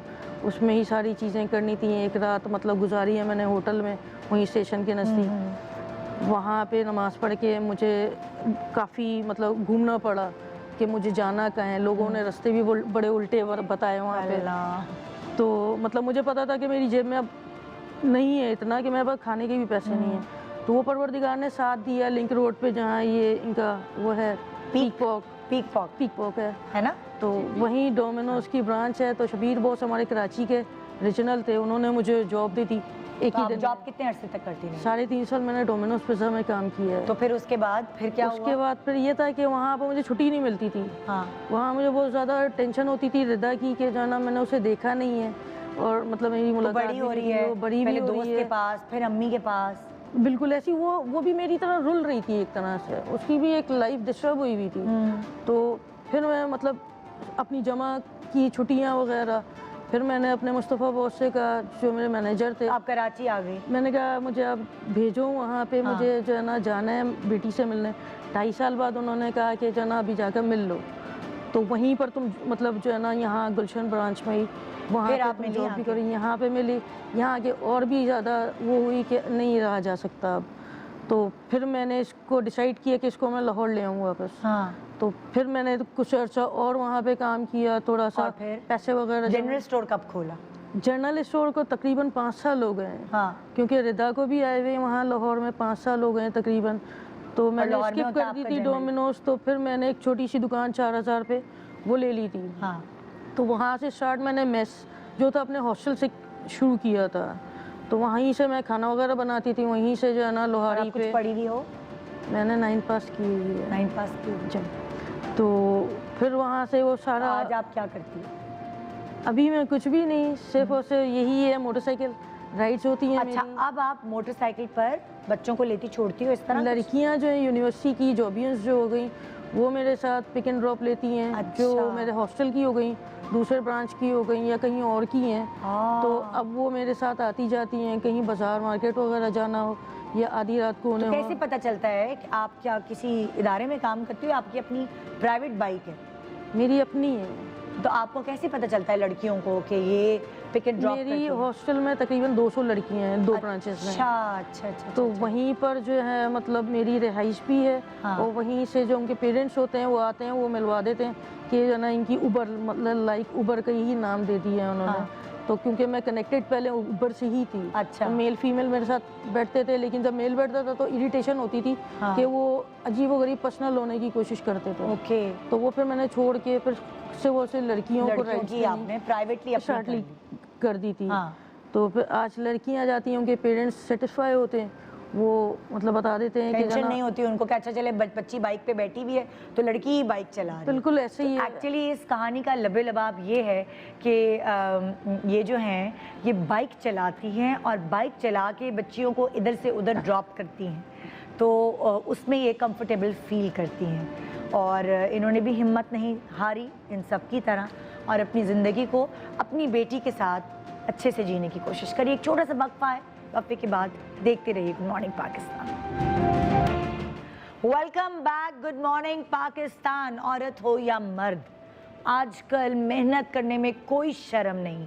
वो काम जो मर्द भी करते थे वो अब औरतें भी करने लगी हैं, क्योंकि होता है कभी कभार ऑफिस में जॉब नहीं मिल रही हैं, कहीं वैकेंसी नहीं है, तो क्या औरत नहीं कर सकती वो काम जो मर्द कर सकता है? मैं उसका सबूत आज आपको दिखाना चाहती हूँ। आइए दिखाती हूँ आपको दो ऐसे बाइकर्स जिनका नाम है साइमा उस्मान और शाजिया ज़हूर। हमारे ARY की में अंदर जो एंट्री मारी है उन दो लड़कियों का, जिनका एक का नाम है साइमा उस्मान जो कि एक मेडिकल रैप है, और शाजिया ज़हूर जो ज्वेलरी डिलीवर करती हैं।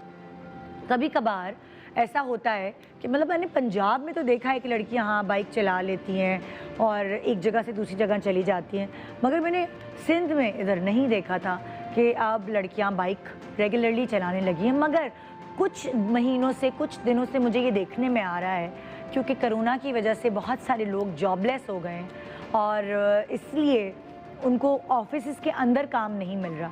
फिर लोग ये सोचते हैं कि अब हम क्या करें, तो यकीन माने घरों की जॉब्स करने लगे हैं, घरों में खाना पकाने लगी हैं। पढ़ी लिखी लड़कियां जो ऑफिस में जॉब किया करती थी, और कुछ लोग जो हैं वो डिलीवरी का काम करने लगे हैं, लड़कियां गाड़ी चलाने लगी हैं, टैक्सीज चलाने लगी हैं।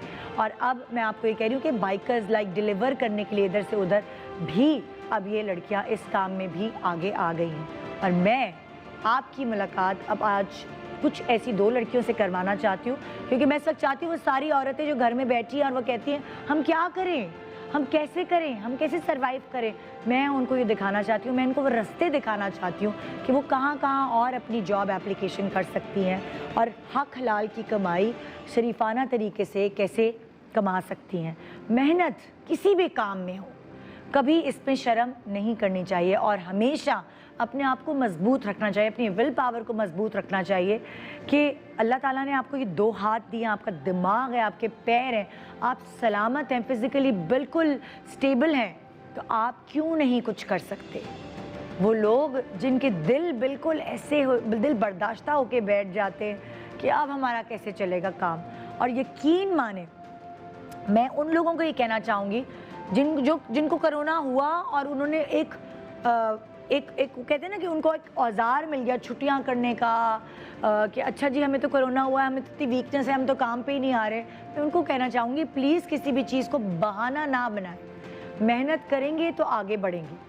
आइए मैं आपकी मुलाकात कराती हूँ 2 ऐसी लड़कियाँ जो रेगुलरली बाइक पर ही अपने सारे काम निपटाती हैं, शाजिया ज़हूर एंड साइमा उस्मान।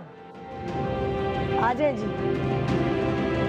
आइए तशरीफ रखिए। माइक्स लग गए आप लोगों को, क्या लड़कियां हेलमेट्स लेकर आई हैं, वाओ जबरदस्त। कौन सी शाजिया है, कौन सी साइमा है? मैं शाजिया ज़हूर। आप शाजिया शाजिया ज़हूर और आप साइमा उस्मान। अच्छा, तो शाजिया से शुरू करते हैं। शाजिया ज्वेलरी डिलीवर करती हैं जी। शाजिया ने कैसे सोचा कि मैं बाइक चलाऊं, मुझे तो बाइक पे पीछे बैठने पे भी डर लगता है। क्या कहानी है आपकी ज़िंदगी?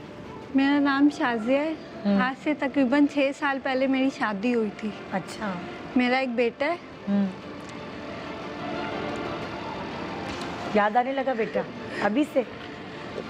शाजिया तुम्हें देख के कितनी सारी लड़कियां वो बूस्टअप होंगी, मोटिवेट होंगी, सिर्फ ये सोचो। मैं यहाँ से शादी होके लाहौर गई थी। कराची से? जी, रिश्तेदारों में। रिश्तेदारों में शादी हुई? जो कि मेरी मम्मी के रिश्तेदार थे, जिन्होंने मुझे बहुत टॉर्चर किया, बहुत मारा। मेरे सास ससुर ने मेरे कपड़े तक फाड़े, मेरी 4 DNC उन्होंने करवाई, मेरा जीना मुश्किल कर दिया, मेरे माँ बाप से मुझे दूर किया। DNC क्यों कराई? ससुराल वाले तो खुश होते हैं कि औलाद आने वाली है घर में। मेरा शौहर कहता था कि मैं खुद एक अभी बच्चा हूँ, मैं बच्चों को अभी नहीं, मुझे बच्चे चाहिए नहीं चाहिए। मेरे माँ बाप से मेरा कोई राब्ता नहीं होता था। जब मेरे ट्विंस बच्चे थे, 6 ईयर लगा हुआ था दुनिया में, वो बच्चे जब आए थे 6 ईयर में, मेरी सास 6 मंथ में, मतलब प्रीमेच्योर डिलीवरी हो गई जी। जब वो आए तो मेरी कंडीशन ऐसी थी कि मेरे माँ बाप मेरे पास नहीं थे, वो कराची में थे और मैं लाहौर में थी। तो जब वो हुआ ऐसा, तो वो कंडीशन ऐसी है कि आज मैं किसी भी मोड़ पे खड़ी होती हूँ, याद आती होगी ना? वो वक्त मैं नहीं बिल्कुल भी भूलती कि वो बच्चे दुनिया में आके भी हमने कचरे में फेंक दिए, जिनको कि हमें दुनिया के दस्तूर के सामने उन्हें दफनाना चाहिए था। मेरे हस्बैंड ने बोला कि फेंक दे इन बच्चों को, मैं नहीं आ सकता। लास्ट जब मैं प्रेग्नेंट हुई, मुझे फर्स्ट मंथ था, मैं अपने मम्मी पापा के घर आई थी। जब मैं यहाँ आई तो मेरे मम्मी पापा के पास मुझे फर्स्ट मंथ लगा, तो मेरे हस्बैंड ने कहा कि DNC करवा दें इसकी। मेरे मम्मी पापा ने बोला कि हम नहीं करवाएंगे। उन्होंने हमें धमकी दी कि हम डिवोर्स दे देंगे आपकी बेटी को। मेरे पापा ने बोला कि आप चाहें तो मेरी बेटी को डिवोर्स दे सकते हो, पर हम ऐसा काम नहीं करने देंगे। जब ऐसा हुआ तो उन्होंने मुझे पेपर्स भेज दिए। जबकि मैं प्रेग्नेंट थी, मैंने इतनी मारें वहाँ पे बर्दाश्त की। मेरी मामी, मेरी सगी मामी मुझे कहती हैं बर्दाश्त करो, कोई बात नहीं, तो हम दुनिया में बर्दाश्त के लिए आए हैं। जब मेरा बेटा होने वाला था, मैं हॉस्पिटल में अकेली लड़ रही थी अपने बेटे के लिए कि मैं इसे दुनिया में ला के एक ऐसा इंसान बनाऊंगी कि कोई देख के इसे ये कह सकता है कि ये शाजिया का बेटा है। और आज मैं अल्हम्दुलिल्लाह ये कहती हूँ कि मेरा 6 साल का आज बेटा हो गया, जिसका नाम हनान है।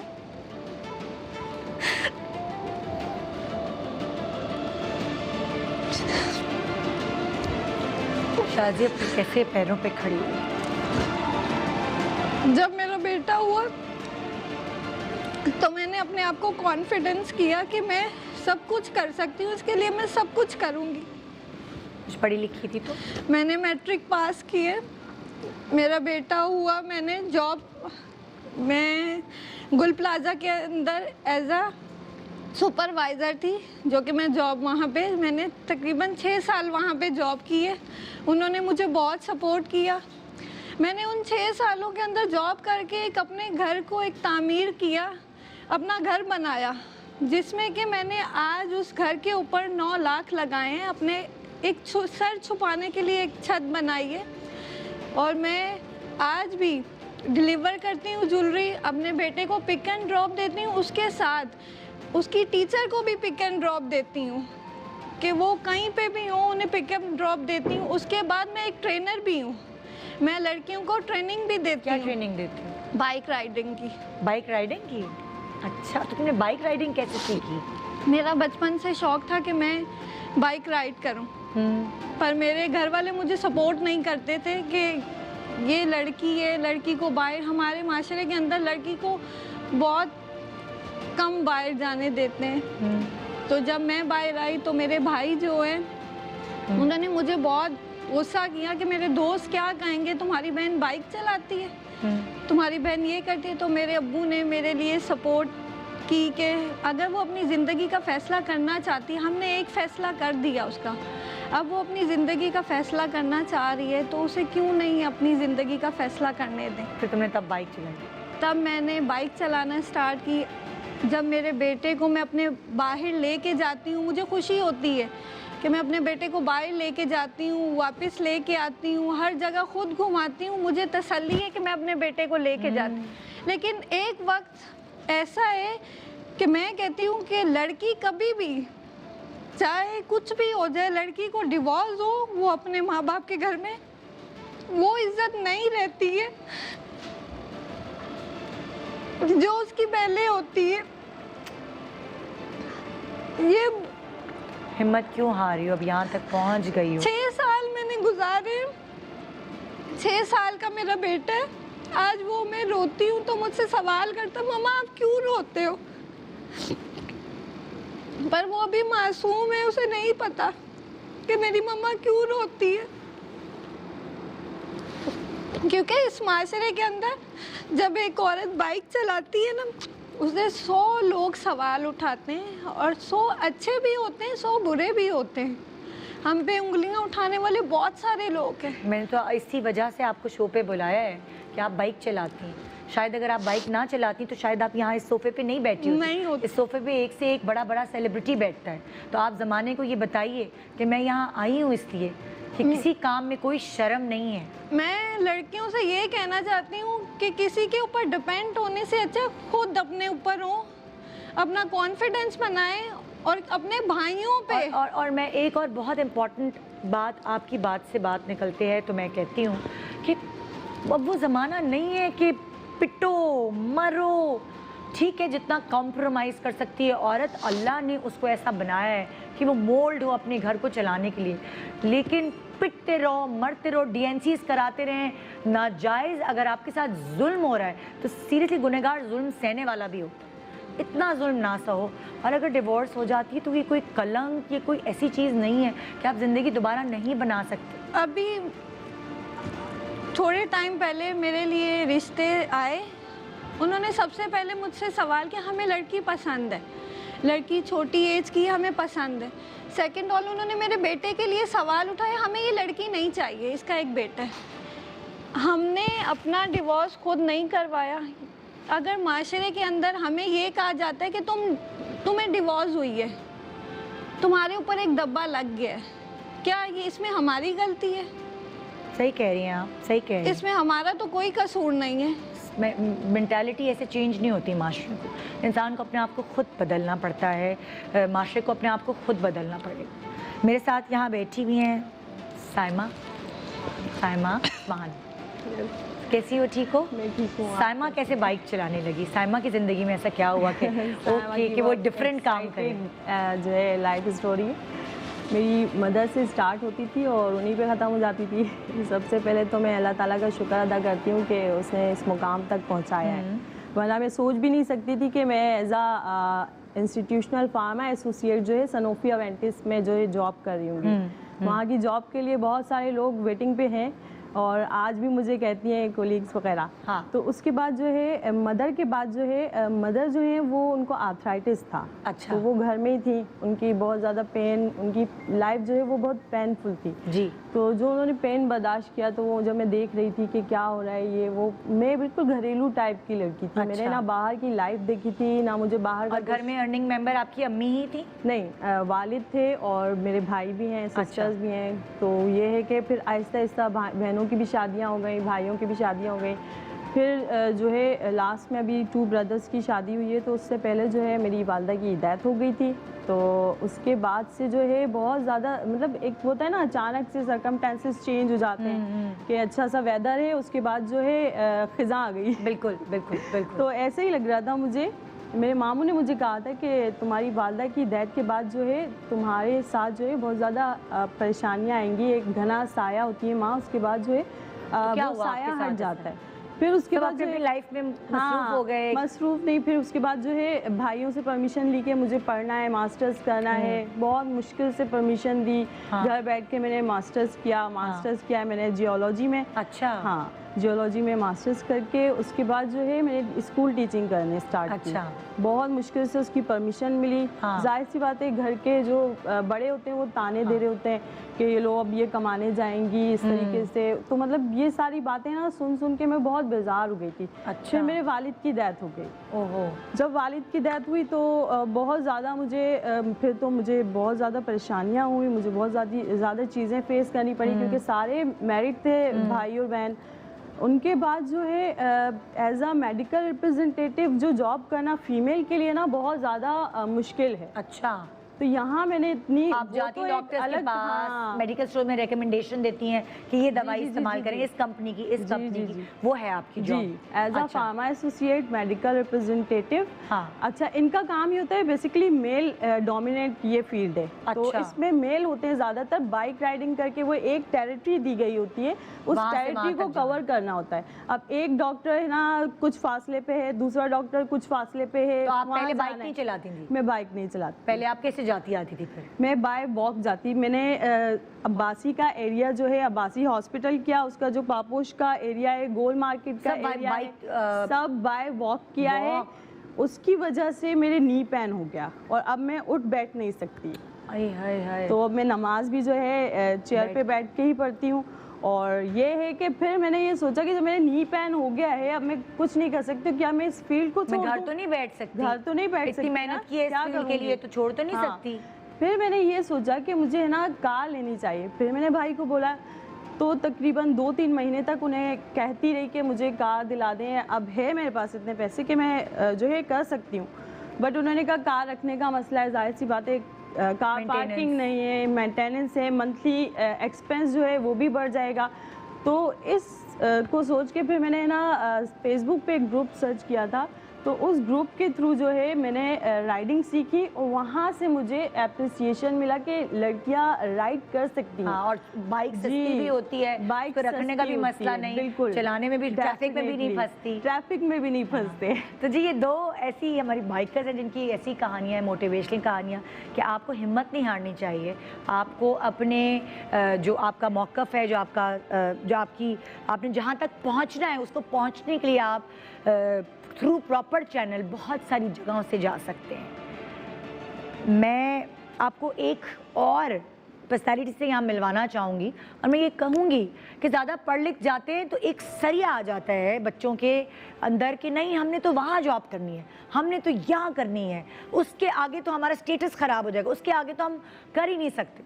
बहुत सारे ऐसे मेहनतकश माँ बाप जो अपने बच्चों को पता नहीं कितनी मेहनत से पढ़ाते हैं और वो ये सोचते हैं कि पढ़ लिख के हमारा बच्चा हमारा सहारा बनेगा, वो आज तक ही कमा रहे होते हैं, क्योंकि बच्चा कहता है मैंने तो इतना पढ़ लिया, मैं तो ये छोटा मोटा काम नहीं कर सकता। अरसलान अहमद हमारे सामने बैठे हैं। अस्सलाम वालेकुम। वालेकुम अस्सलाम।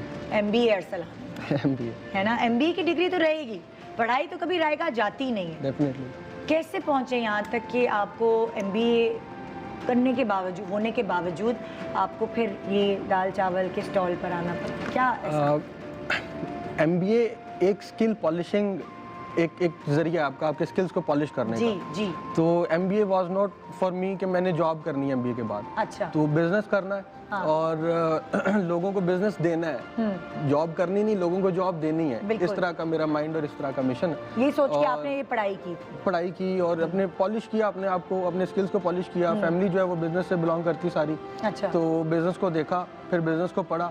बहुत सारे लोग क्वेश्चन करते हैं कि MBA करके जॉब क्यों नहीं की। हाँ। मैं उनको ये आंसर करता हूँ कि MBA इज आपने बिजनेस को पढ़ा है। अच्छा। 6 इयर्स दिए अपनी लाइफ के बिजनेस को पढ़ने में, तो किसी के लिए आप बिजनेस करके उसको क्यों दोगे? किसी की जॉब क्यों करोगे? नहीं, लेकिन ये लोग ये भी तो सोचते हैं कि अच्छा जी हम बिजनेस करेंगे, उनके साथ जॉब करेंगे, एक्सपीरियंस लेंगे, फिर अपना कोई बिजनेस खड़ा करेंगे। एक्सपीरियंस तो आप लाइफ में साथ साथ ले रहे होते हैं। आप जब MBA कंप्लीट करते हैं, यू आर अबाउट 24-25, तो कितना और एक्सपीरियंस लोगे? अब उसको जॉब इम्प्लीमेंट करने में ये होता है ना, आप अपने सीनियर से सीख रहे होते हैं, और भी चीज़ जो प्रैक्टिकली जाके चीज़ मिलती है वो पढ़ाई में तो शायद थियोरेटिकली नहीं मिल रही होती, प्रैक्टिकली आपको कुछ और ही सीखने को मिलता है। For me it was different. मैं जब अपना बैचलर स्टार्ट किया था, तब से अब्बा जी के साथ बिजनेस कर रहा हूँ, बिजनेस को देख रहा हूँ, 200 लोगों को संभाल रहा हूँ। अब्बा जी ने नहीं बोला तुमने MBA करके तुम दाल चावल? हमारा तो माइंड सेट ये है ना, मैं ये नहीं सोचती, मेरा माइंड सेट नहीं है, लेकिन हमारी जो पब्लिक है वो सोच रही होती है कि भाई ये क्या कर रहे हो। तो ये सुनने को नहीं मिला आपको? डेफिनेटली ये चीज़ें, ये बातें हुई, डिस्कशन हुई उनको। फिर मैंने जब अपना प्रपोजल दिया, मेरा प्रपोजल क्या है, तो फिर वो एग्री हुए कि अच्छा हाँ ये करना चाहते हो तो लेट्स डू इट। और इट्स नॉट वन स्टॉल।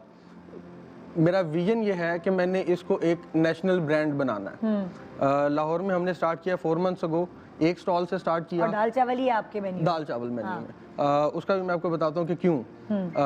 पहले मैं विजन की बता दूं कि लाहौर से स्टार्ट किया, एक स्टॉल से स्टार्ट किया। विद इन 4 मंथ्स हम आज 5 स्टॉल्स पे खड़े हैं। इंशाल्लाह विद इन 8 मंथ्स लाहौर को कवर करेंगे। With in 3-4 years. तो खुद आते भी हैं दाल चावल बनाना, या सिर्फ मार्केटिंग करते हो? मार्केट करते हो जी, उसको? मैंने पहले सीखा। अच्छा। उसके बाद फिर जो मेरे साथ लोग काम कर रहे हैं उनको सिखाया। अच्छा। और लर्निंग प्रोसेस हमारा चलता रहता है। हाँ। दाल चावल क्यों लोग पूछते हैं कि और कुछ नहीं, बाकी बहुत सारी कुजीन्स हैं। तो एज ए बिजनेसमैन आपने देखना होता है कि जो आपकी प्रोडक्ट है वो कितने लोगों को पसंद आती है। तो दाल चावल जो है वो कंफर्ट फूड है, हर किसी को, जिससे भी पूछोगे इसको सबको पसंद है। whoever it is। आप मेरे पास जो कस्टमर्स आते हैं वो पैदल भी आते हैं। हाँ। ऐसे लोग भी आते हैं जिनके पास खाने को पैसे नहीं होते। हाँ। मेरे पास लैंड क्रूजर पे भी खाने आते हैं। हाँ। तो हर को, और आप वीकली 2 दफा दाल चावल खा सकते हो। इट्स लाइक कि आपको बुरा नहीं लगता, कंफर्ट फूड है। आपने जो पहला काम किया MBA करने के बाद वो दाल चावल का स्टॉल ही था या कुछ और किया था पहले? अब्बा जी के साथ बिजनेस कर रहा था। अच्छा। सीख रहा था। उनके बिजनेस पे सीखा, उनके बिजनेस पे एक्सपेरिमेंट किया, उसके बाद ये अपना जो है वो ये स्टार्ट किया। हाँ। तो कुछ जो है कुछ चेंजिंग्स इसमें लेके आए, इसको प्रेजेंट कर सकते थे हम डिफरेंट तरीके से। तो मेरी अम्मा जी की वजह से हम घर में जो है वो दोपहर का खाना मिट्टी के बर्तन में खाते हैं। अच्छा।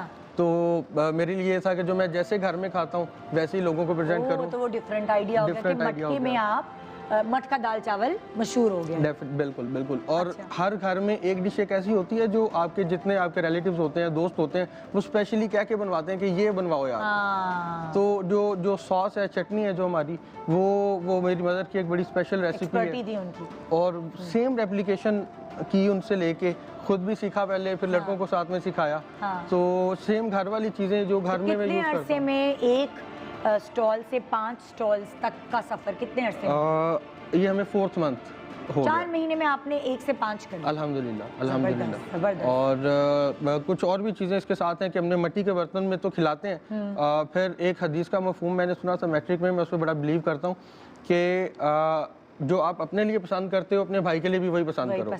मुझे जॉब पसंद नहीं, मैं जितने लड़के मेरे साथ काम कर रहे हैं उनको मैं जॉब नहीं देता, अपना पार्टनर बनाता हूँ। ओह अच्छा। एक ये बात, और इस हदीस की वजह से जो दूसरी बात वो ये कि मुझे प्लास्टिक पसंद नहीं। तो आई वाज लाइक यार पैकिंग किस तरह की जा सकती है। हाँ।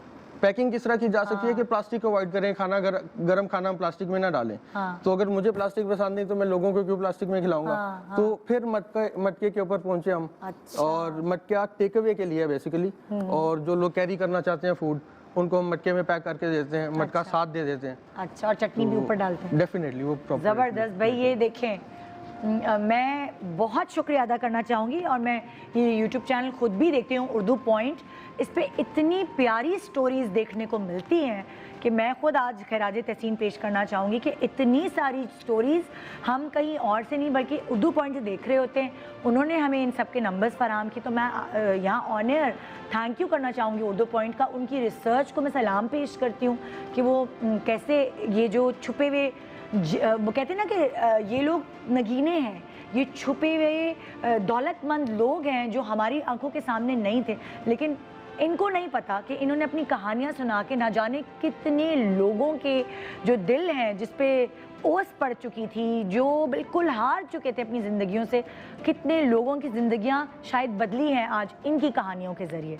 तो एक छोटा सा वक्फा ले रहे हैं, वक्फे के बाद मैं ज़िंदगी तो नहीं बदलूंगी लेकिन हाँ स्किन बदलने की कोशिश करूंगी लोगों की। आप लोगों का बहुत बहुत शुक्रिया, और अल्लाह ताला आपको बहुत कामयाब करे, जितने भी मेरे पास यहाँ लोग आए हैं और उर्दू पॉइंट पे जितने जितने, और आप लोग भी जाके देखिए जी, सब्सक्राइब करें। मैं तो यही कहना चाहूँगी। गुड मॉर्निंग पाकिस्तान, एक छोटे सा ब्रेक के बाद देखते रहिए एक नया रुख हमारे शो का आज का। एक ऐसी पर्सनैलिटी जिनको जब भी हम मिलते हैं कहते हैं वाह आज क्या ये लग रहे हैं, और अक्सर कहते हैं ना, ख़वातीन से पूछते हैं हाँ जी क्या राज है भाई, आप तो माशाल्लाह तब भी वैसी थी अब भी वैसी हैं। ये एक वाहिद मर्द हैं इस फील्ड में जो तब भी वैसे थे अब भी वैसे, और मुझे लगता है हमेशा वैसे रहेंगे, एवरग्रीन। इसमें मैं सारा क्रेडिट ये नहीं दूंगी कि हाँ जी क्या पता जी जीन्स ऐसी हो, नहीं, जो अंदर की सोच है, जो अंदर की फील है, जो अंदर की पॉजिटिविटी है, वो भी चेहरे पर आती है। मगर साथ साथ अपना ख्याल रखना, अपने आप को उस सिमत में लेके जाना कि जो राइट है आपके लिए, ये जानना, ये बहुत बड़ी बात होती है। और ये पर्सनालिटी जो इस वक्त मेरे साथ है, ये अपने एक नई चीज़ के साथ, मैं थैंकफुल हूँ कि ये हमारे शो पर आए और हम इन्हें पूरा सपोर्ट करते हैं, क्योंकि मैं जो चीज़ें देख रही हूँ उससे मैं बड़ी इंस्पायर हुई हूँ। आइए वेलकम करते हैं एजाज असलम को उनकी नई ब्रांड के साथ। Thank you very much, thank you, welcome to the show और बहुत मुबारक। बहुत शुक्रिया आप लोगों का कि through ARY and through your show I am launching my brand. Cool. हम दिखा सकते हैं अभी एजाज ने शुरुआत की है स्किन केयर ब्रांड से, और ये एजाज अपने ऊपर भी अप्लाई कर रहे होते हैं। तो वो ये एक जो वो चीज़ बनी है ना कि स्किन केयर प्रोडक्ट सिर्फ औरतों के लिए हैं। हाँ कि बेचारे मतलब शादी हुई तो मियाँ बीवी बिल्कुल जो है ना वो कोई इतना फ़र्क नहीं लगता था मियाँ बीवी में, लेकिन अब शादी की 14-15 साल के बाद की तस्वीरें देखते हैं तो लड़की के अब्बा लग रहे होते हैं जो मियाँ सामने खड़े होते हैं, अपने आप को छोड़ देते हैं मर्द। बिल्कुल ऐसे है। अच्छा, इसका अब इसके पीछे आइडिया ये था कि शुरू से आप लोग भी मुझे जब भी शो पे बुलाते हैं, so I always follow a healthy lifestyle. एक ईटिंग हैबिट्स आपकी जो है वो ज़्यादातर नेचुरल चीज़ों पर डिपेंड किया है हमेशा मैंने। तो हमेशा ही लोग ये सवाल करते हैं कि क्या खाना, हम कैसे क्या चीज़ खाएं, हम फिट रहें। सो बेसिकली आपको अपना लाइफस्टाइल चेंज करना होता है। तो शुरू से मैंने अपने ऊपर उन चीज़ों को अप्लाई किया, खुद वो चीज़ें, एक लाइफस्टाइल ऐसा ही रखा कि नेचुरल चीज़ें ही खानी है। कब से आप ये सोचते थे कि मैंने हेल्दी खाना है, अच्छा खाना है, अपना ख्याल रखना है, बाल, स्किन, अपनी एक्सरसाइज करनी, ये कब से था ये? जब आप मॉडलिंग करने आए थे शुरू में? नहीं, जब मैं बचपन में मैं बहुत मोटा था। नहीं, बहुत ज़्यादा। कौन सी एज में? 12-13 की जो एज होती है ना, इतना मोटा था कि 42 मेरी वेस्ट थी। और जब मैं हंसता था तो मेरे जो आँखें ना चर्बी के बीच में छुप जाती थी। वो जब बेबी फैट नहीं होता, इतना मोटा था।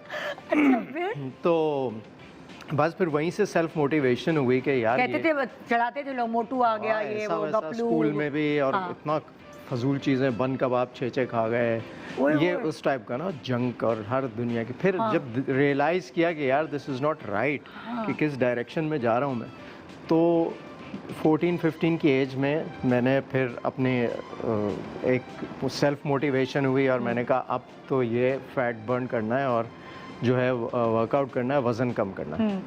स्पोर्ट्समैन था, हालांकि वज़न ज़्यादा था, स्पोर्ट्स शुरू की, हर स्पोर्ट खेली, एक्सरसाइज और डाइट पे कंट्रोल उस वक्त से शुरू कर दिया। फिर एक आदत उसी बनी उस वक्त से कि रिसर्च करके कोई भी चीज़, उस वक्त तो ऐसे इतना इंटरनेट और वो सारा नहीं था, तो अपने तौर पे जो बड़े होते थे उनसे पूछता था, ये करता था। तो चीज़ें, वो सारा एक लर्निंग प्रोसेस था, वो सीखता गया, और फिर उन चीज़ों को अपने ऊपर अप्लाई किया। उस तरह से एक लाइफस्टाइल बदला, एक रूटीन बदली खाने पीने की। उसी वक्त से जिम शुरू कर दी, उसके बाद से कभी नहीं छोड़ा। तो वो करते करते करते वो हो गया। स्किन के ऊपर हमेशा रिलक्टेंट होते हैं लोग कि कोई चीज़ ऐसी ना लगाएं जिसमें केमिकल्स होते हैं क्रीम्स के अंदर, तो कभी लगाई नहीं। स्किन शुरू से इतनी ग्लोइंग, मतलब लड़कियां जो इनके साथ काम कर रही होती ना, वो इनसिक्योर हो जाती थी कि हमारी स्किन देखो, और मतलब हीरो कई दफ़ा ऐसा होता था, वो स्क्रीन पे वो लड़कियां बोलती थी कि ये इसकी स्किन ऐसी आ रही है, मेरी आपने लाइट ज़्यादा अच्छी यहाँ की है, मैंने कहा मैं तो कुछ भी नहीं। और पहले तो मैं बिल्कुल पाउडर वगैरह, अब वो जैसे ऑयल आ जाता है ना उसको पफ करने के लिए करते हैं, मैं वो भी नहीं करता था। टिश्यू से साफ किया और वो कर लिया। तो अब कैमरे कुछ ज़्यादा सेंसिटिव आ गए, तो वो कहते हैं नहीं ऑयल, नाक चमक रहा है, इसके ऊपर कुछ लगाएं। तो इस तरह की चीज़ें जो हैं वो बहुत बाद में फिर आई। पहले तो हम ऐसे ही रॉक जाते थे, चलो भाई शूट स्टार्ट करो, काम कर लिया। तो ये सारे चीज़ें थी, वो करता था। स्किन पे क्योंकि ईटिंग हेल्दी थी, तो स्किन पे कुछ लगाना ही नहीं पड़ता था। बाद में भी जब कभी, अब भी ड्राई हुई स्किन, तो ज़्यादा से ज़्यादा कोकोनट ऑयल लगा दिया, सर में डैंड्रफ हुई, ऑयल लगा लिया। इस तरह की चीज़ें बस बेसिक जो होती हैं वो करते रहे। तो लोग पूछते रहते हैं कि यार क्या करें। फिर अक्सर हर्बलिस्ट भी आते हैं आपके शो में, सब एडवाइस करते हैं इतने ग्राम उसमें ये डालें, इतने ये डालें, इतने डालें। तो मैं हमेशा ये सोचता था कि एक ऐसा ब्रांड हो जो मैं लेकर आऊँ और लोगों को वो चीज़ें सब एक उसके अंदर मिल जाएं, प्रोडक्ट में डिफरेंट एक्सट्रैक्ट्स, बहुत सारी चीज़ें निकालना, इधर करना, हाँ, और बहुत सारी चीज़ें मिलती भी नहीं है। और फिर ये आइडिया आया, तो फ़ख्र आलम से दोस्ती है मेरी, मैं उसको 2-3 साल से मैं ये बोलता था उसको कि यार ये इस तरह का एक ब्रांड करना है। तो उसने मुझे कहा यार तुम हिमानी से जो है ना, वो लोग, उन लोगों के पास चीज़ें सही होती हैं। फिर हिमानी की रिसर्च की, उनसे मिला, उनसे पूछा, तो पता लगा कि जहाँ दुनिया में बेस्ट इंग्रेडिएंट्स होते हैं वो लोग वहाँ से लेते हैं। तो फिर उनसे बात की, सो वो भी पता लगा वही पैशन शेयर करते हैं जो मेरा है। आप सोचते तो फिर वो एक दिमाग मिला, टीम बनी। फिर उन्होंने मेरे साथ बहुत मेहनत की, और पूरा 1 साल 1.5 साल लगा के चीज़ों को, कभी ये माइनस वो डाल, वो फिर फॉर्मूले सारे वो चेक किए। फिर उसके बहुत चीज़ें अभी जो चीज़ें आई हैं उसमें क्या क्या चीज़ है? अभी हमारे पास मोस्टली इनके इंग्रेडिएंट्स मैं आपको साथ साथ बताता जाऊंगा। एंटी एजिंग, कहाँ से शुरू करें? ये एंटी एजिंग फेस वॉश है। ये फेस वॉश है। सो डिफरेंट ऑयल के इसमें एक्सट्रैक्ट्स हैं, बल्कि मैं साथ साथ आपको इनकी, ये एंटी एजिंग फेस वॉश है। और ये अच्छा, इस तरह, और ये साथ लगा भी सकते हैं ऐसे ना, स्क्रब भी कर सकते हैं ऐसे। इसमें मोस्टली जो चीज़ें हैं ना वो उसमें गोल्ड एक्सट्रैक्ट और सिल्वर फ्लेक्स हैं, जो कि वैसे ही आपकी स्किन के लिए जो है ना एंटी एजिंग प्रॉपर्टीज़ होती हैं, कोलेजन बूस्टिंग होते हैं, स्किन पे जो इरिटेशंस होती हैं उनको कम करते हैं, और सारी केमिकल फ्री हर्ब्स से बनी हुई ये चीज़ें हैं। इसलिए जो है ये बहुत इफेक्टिव है बहुत सारी चीजें मिली हैं, ये बहुत तो अगर सारी। वाकई इसमें विटामिन सी है, लेवेंडर ऑयल है, एलोवेरा और नीम है, ऑरेंज ऑयल है, यांग यांग एक वो स्किन एनहांसर होता है जो कि हर स्किन के लिए होता है, और ये विटामिन सी से आपकी रेडियंस और ग्लो आता है। तो ये जब आप यूज़ करें ना तो आपको पता चलेगा कि सारे ऑयल एक्सट्रैक्ट्स हैं इसमें, और इतना सूदिंग हो जाती है। फोम की शक्ल में निकलेगा और उसके बाद हम इस तरह करके इसको अगर आपने ना भी रब करना हो डेली तो आप इसको हाथ पे लें और आप लेकिन वॉश रब करने से जरा फायदा ये होता है कि जरा आपकी अच्छी से डेड स्किन निकल जाती है। ठीक है, ये हम इसकी एग्जीक्यूशन भी आपको अभी करके दिखाएंगे अगले सेगमेंट में। हम पहले प्रोडक्ट्स देख लें। अच्छा फिर इसके बाद ये है हेयर मिस्ट। अब हेयर प्रोडक्ट्स बहुत सारी ऐसी आती हैं जो आप लगाते हैं और वो होल्ड इतना टाइट होता है कि बाल बिल्कुल पत्थर जैसे हो जाते हैं, कड़क हो जाते हैं। ठीक है। तो ये एक ऐसा मैंने सोचा कि ऐसी प्रोडक्ट्स हों जो आप हैंडी हों, हर वक्त आपके बैग में हों, जैसे लड़कियां अपने बैग में रख सकती हैं हर वक्त। हेयर मिस्ट और फेस मिस्ट दो ऐसी चीज़ें हैं जो कि इसमें हमने ऐसी हर्ब्स भी डाली हैं जो कि एंटी डैंड्रफ हैं, ताकि आप दिन में तीन चार दफ़ा आप लगा सकते हैं अपने बालों में। कोई वो नहीं होगा कि बाल सख्त हो गए या वो आप ऐसे अपनी स्काल्प। ये है किस चीज़ के लिए? सर में खुशबू आए या बाल अच्छे? नहीं, ये आपकी जो स्कैल्प है उसको नरिश करता है, बालों को की हेल्थ के लिए अच्छा है। इसके अंदर शैम्पू करने के बाद लगाना चाहिए। ये आप दिन में किसी वक्त भी लगा लें। देखें इसके अंदर ऑर्गेनिक आर्गन ऑयल है, उसका एक्सट्रैक्ट है, कोकोनट ऑयल का एक्सट्रैक्ट है, टी ट्री ऑयल का एक्सट्रैक्ट है, जिससे डैंड्रफ जो है वो कम होती है। फिर कलौंजी, वो भी हेयर ग्रोथ के लिए अच्छी होती है। हाइड्रोजनेटेड कैस्टर ऑयल है इसके अंदर जो कि ग्रोथ अच्छी करता है आपके बालों की। जोजोबा ऑयल है, वो जो भी डर्ट या कोई भी इम्प्योरिटीज़ होती हैं स्कैल्प में वो साफ़ कर देता है। तो ये ड्यूरिंग द डे आप 3-4 दफ़ा जब दिल चाहे आप लगाएं। अच्छा, ये प्रोडक्ट मैंने किसी और ब्रांड में हाँ, ये कहीं नहीं है। ये आपने अपने आप को देखते हुए बनाई। अब मैं बालों को जैसे स्प्रे कर ये मैं जो है ना जब बाहर भी ट्रैवल करता हूँ ना तो इस तरह की चीज़ें बहुत मुश्किल से ढूंढ के मिलती हैं। तो फेस मिस्ट भी जो है वो बहुत मुश्किल से मिलता है। अगर आप ढूंढें ऐसा जिस कोई हाइड्रोलॉनिक एसिड स्प्रे मिल जाता है, खाली हाइड्रोलॉनिक होता है, विटामिन सी होता है उसमें।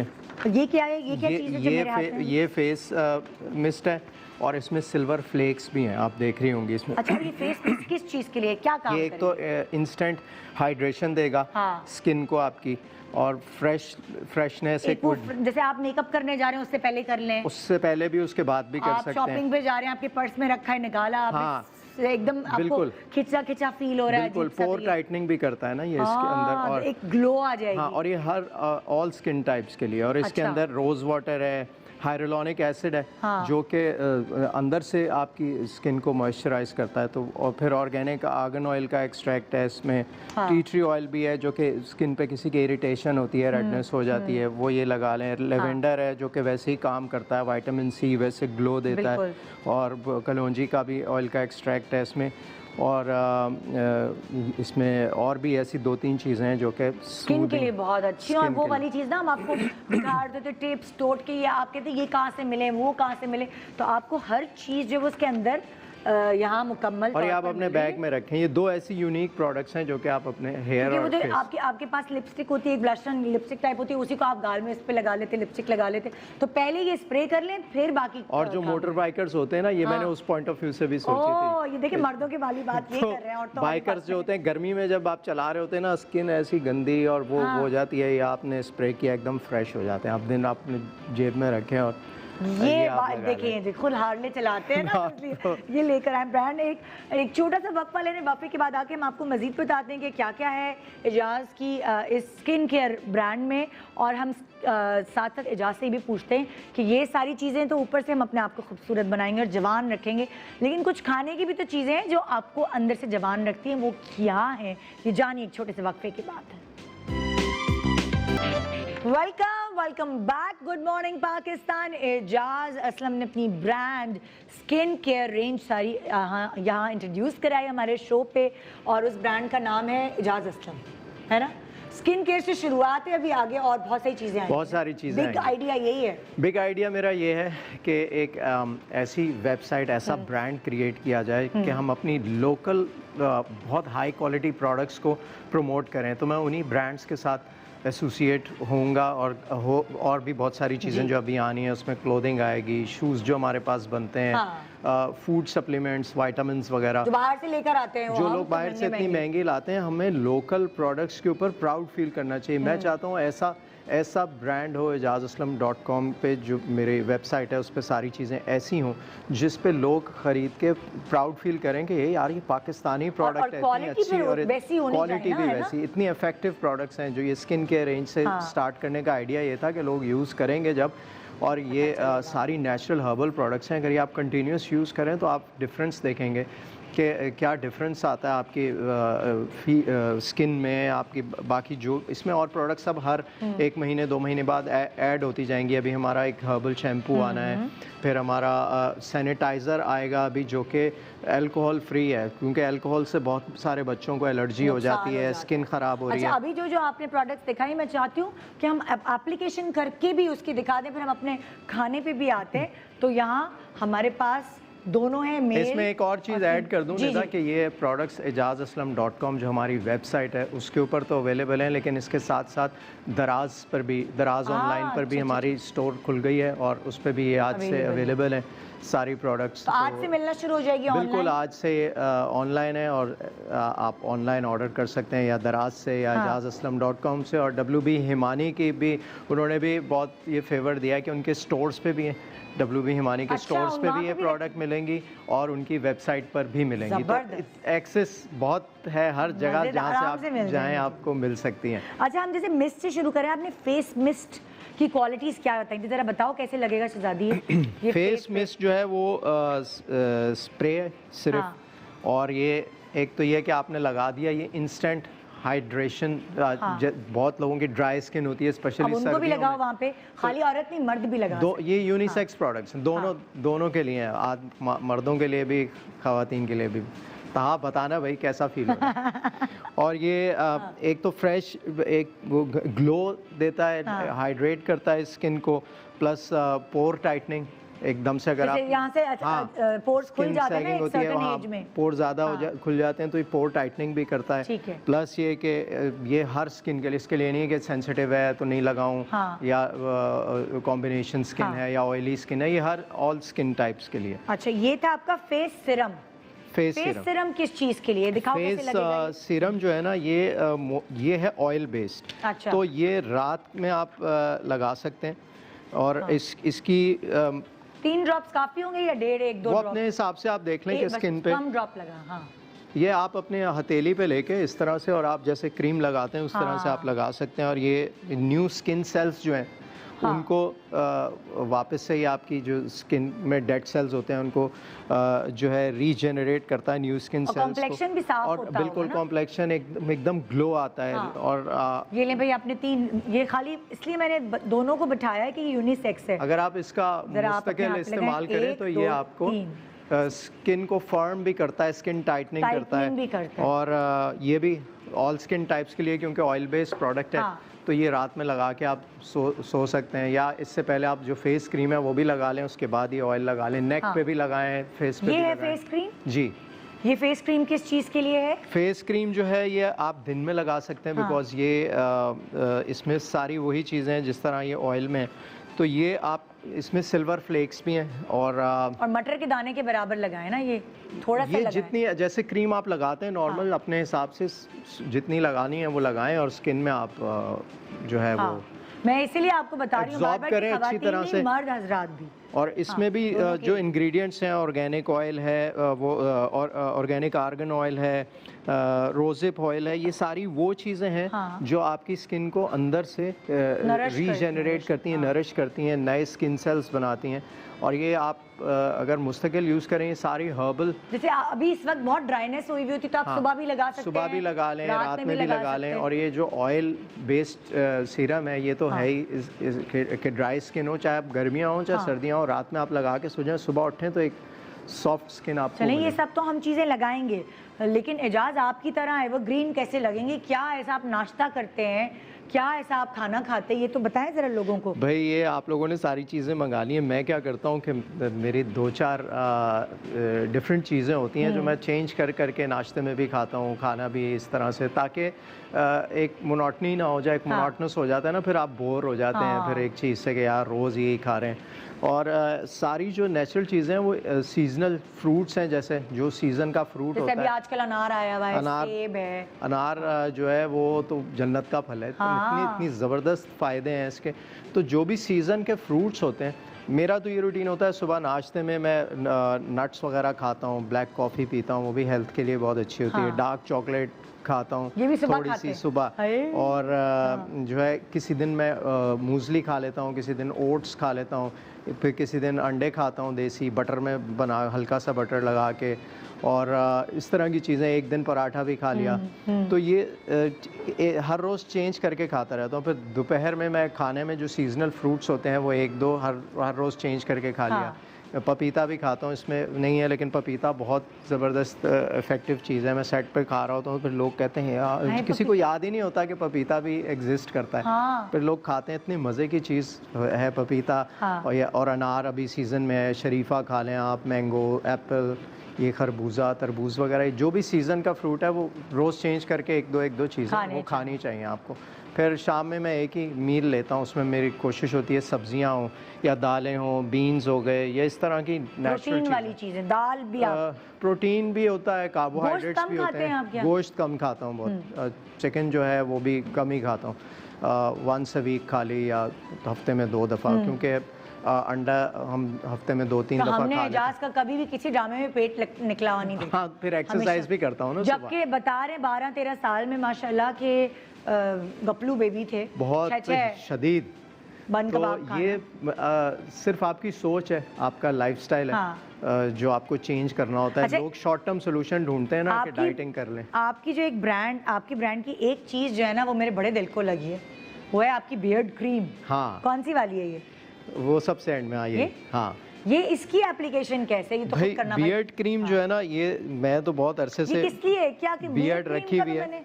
मैं इसकी आपको बताता हूँ। आजकल फैशन में है ना, सबने रखी हुई है। हाँ, और बियर्ड क्रीम जो है बहुत सारे ऑयल्स मिलते हैं मार्केट में। हाँ। वो आप लगा तो लेते हैं ऑयल्स, लेकिन ऑयल के बड़े मसले होते हैं। हाथ लगा, चश्मा जो पहनता है उसने यूं किया, चश्मे पे ऑयल लग गया। हाँ। तो ये बहुत एक बेसिक प्रॉब्लम थी। फिर बियर्ड क्रीम जो है उसका काम ये होना चाहिए, जैसे आप बाल, सर के बाल होते हैं, हाँ। इसको नरिश करने के लिए ऑयल्स लगाते हैं, चीज़ें लगाते हैं।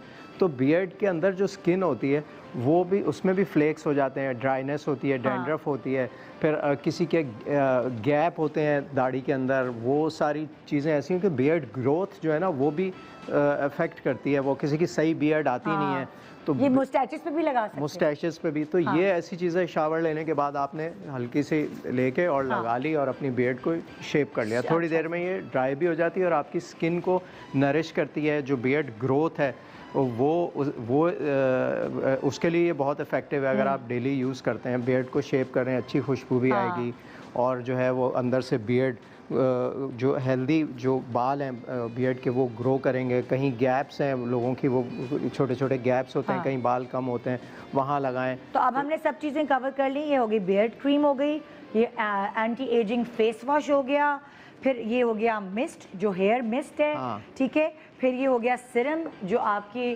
स्किन को नरिश करने का सिरम है। बिल्कुल, और फेस क्रीम भी ऐसे ही है, वो भी आपकी स्किन को, सब एंटी एजिंग चीज़ें, इसमें सारी हर्ब्स ऐसी हैं जो कि एंटी एजिंग है, स्किन को ग्लो करती हैं, फाइन लाइंस को कवर करती हैं।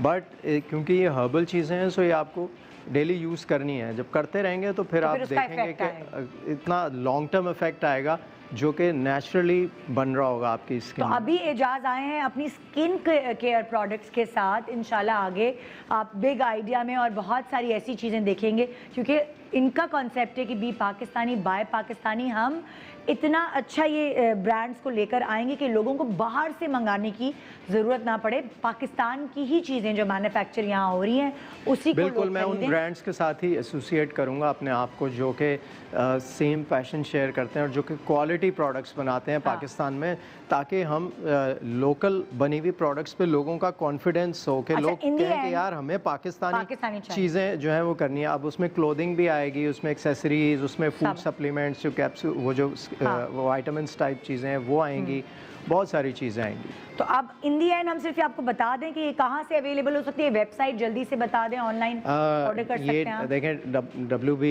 हिमानी की वेबसाइट्स पे भी हैं, ijazaslam.com आज लॉन्च हो चुकी है, ijazaslam.com पे भी ऑनलाइन मिलेंगी, दराज पे मिलेंगी, WB हिमानी के स्टोर्स पे भी मिलेंगी। और WB हिमानी की टीम का मैंने उनका बहुत सर खाया है, उसमें सबीन है, कुमेल हैं, ज़ुहैर हैं, अली अब्बास, ये सब लोगों का बहुत शुक्रिया कि सब ने मेरी बातें सुनी और जो है वो आज हमने ये प्रोडक्ट्स लॉन्च कर दी हैं सारी, और आगे भी हम इसी तरह करते रहेंगे। ये आज से आप लोग शॉपिंग शुरू कर सकते हैं। बिल्कुल। तो सारे प्लेटफॉर्म्स में बेस्ट ऑफ लक इजाज़ आपको आपके नए बिजनेस के लिए, बहुत सारी दुआएं हैं और आपकी क्रेडिबिलिटी है, आपको देखते हैं, आपको देख के क्यों नहीं ये लगाएंगे, जाहिर है। बिल्कुल बिल्कुल, ये सारी नेचुरल चीज़ें आप बेफिक्र होके सब लगा सकते हैं, कोई इसमें वो नहीं है कि एलर्जीज होंगी या। Very nice, very nice. तो जी ये था हमारा आज का प्रोग्राम। उम्मीद है आपने बहुत कुछ सीखा होगा, बहुत कुछ समझा होगा, अपनी ज़िंदगियों पे अप्लाई करें और एक कामयाब ज़िंदगी जीने की कोशिश करें। तो जी ये था हमारा फ्राइडे का प्रोग्राम। इंशाल्लाह आपसे मुलाकात होगी मंडे को एक स्पेशल मज़ेदार वीक के साथ। क्या है ये जानेंगे आप कल प्रोमो में, देखिएगा। Good morning Pakistan surprise next week आपने हमारे साथ रहना है, हंगामा लेकर आएंगे हम आपकी ज़िंदगियों में सुबह सुबह। Good morning.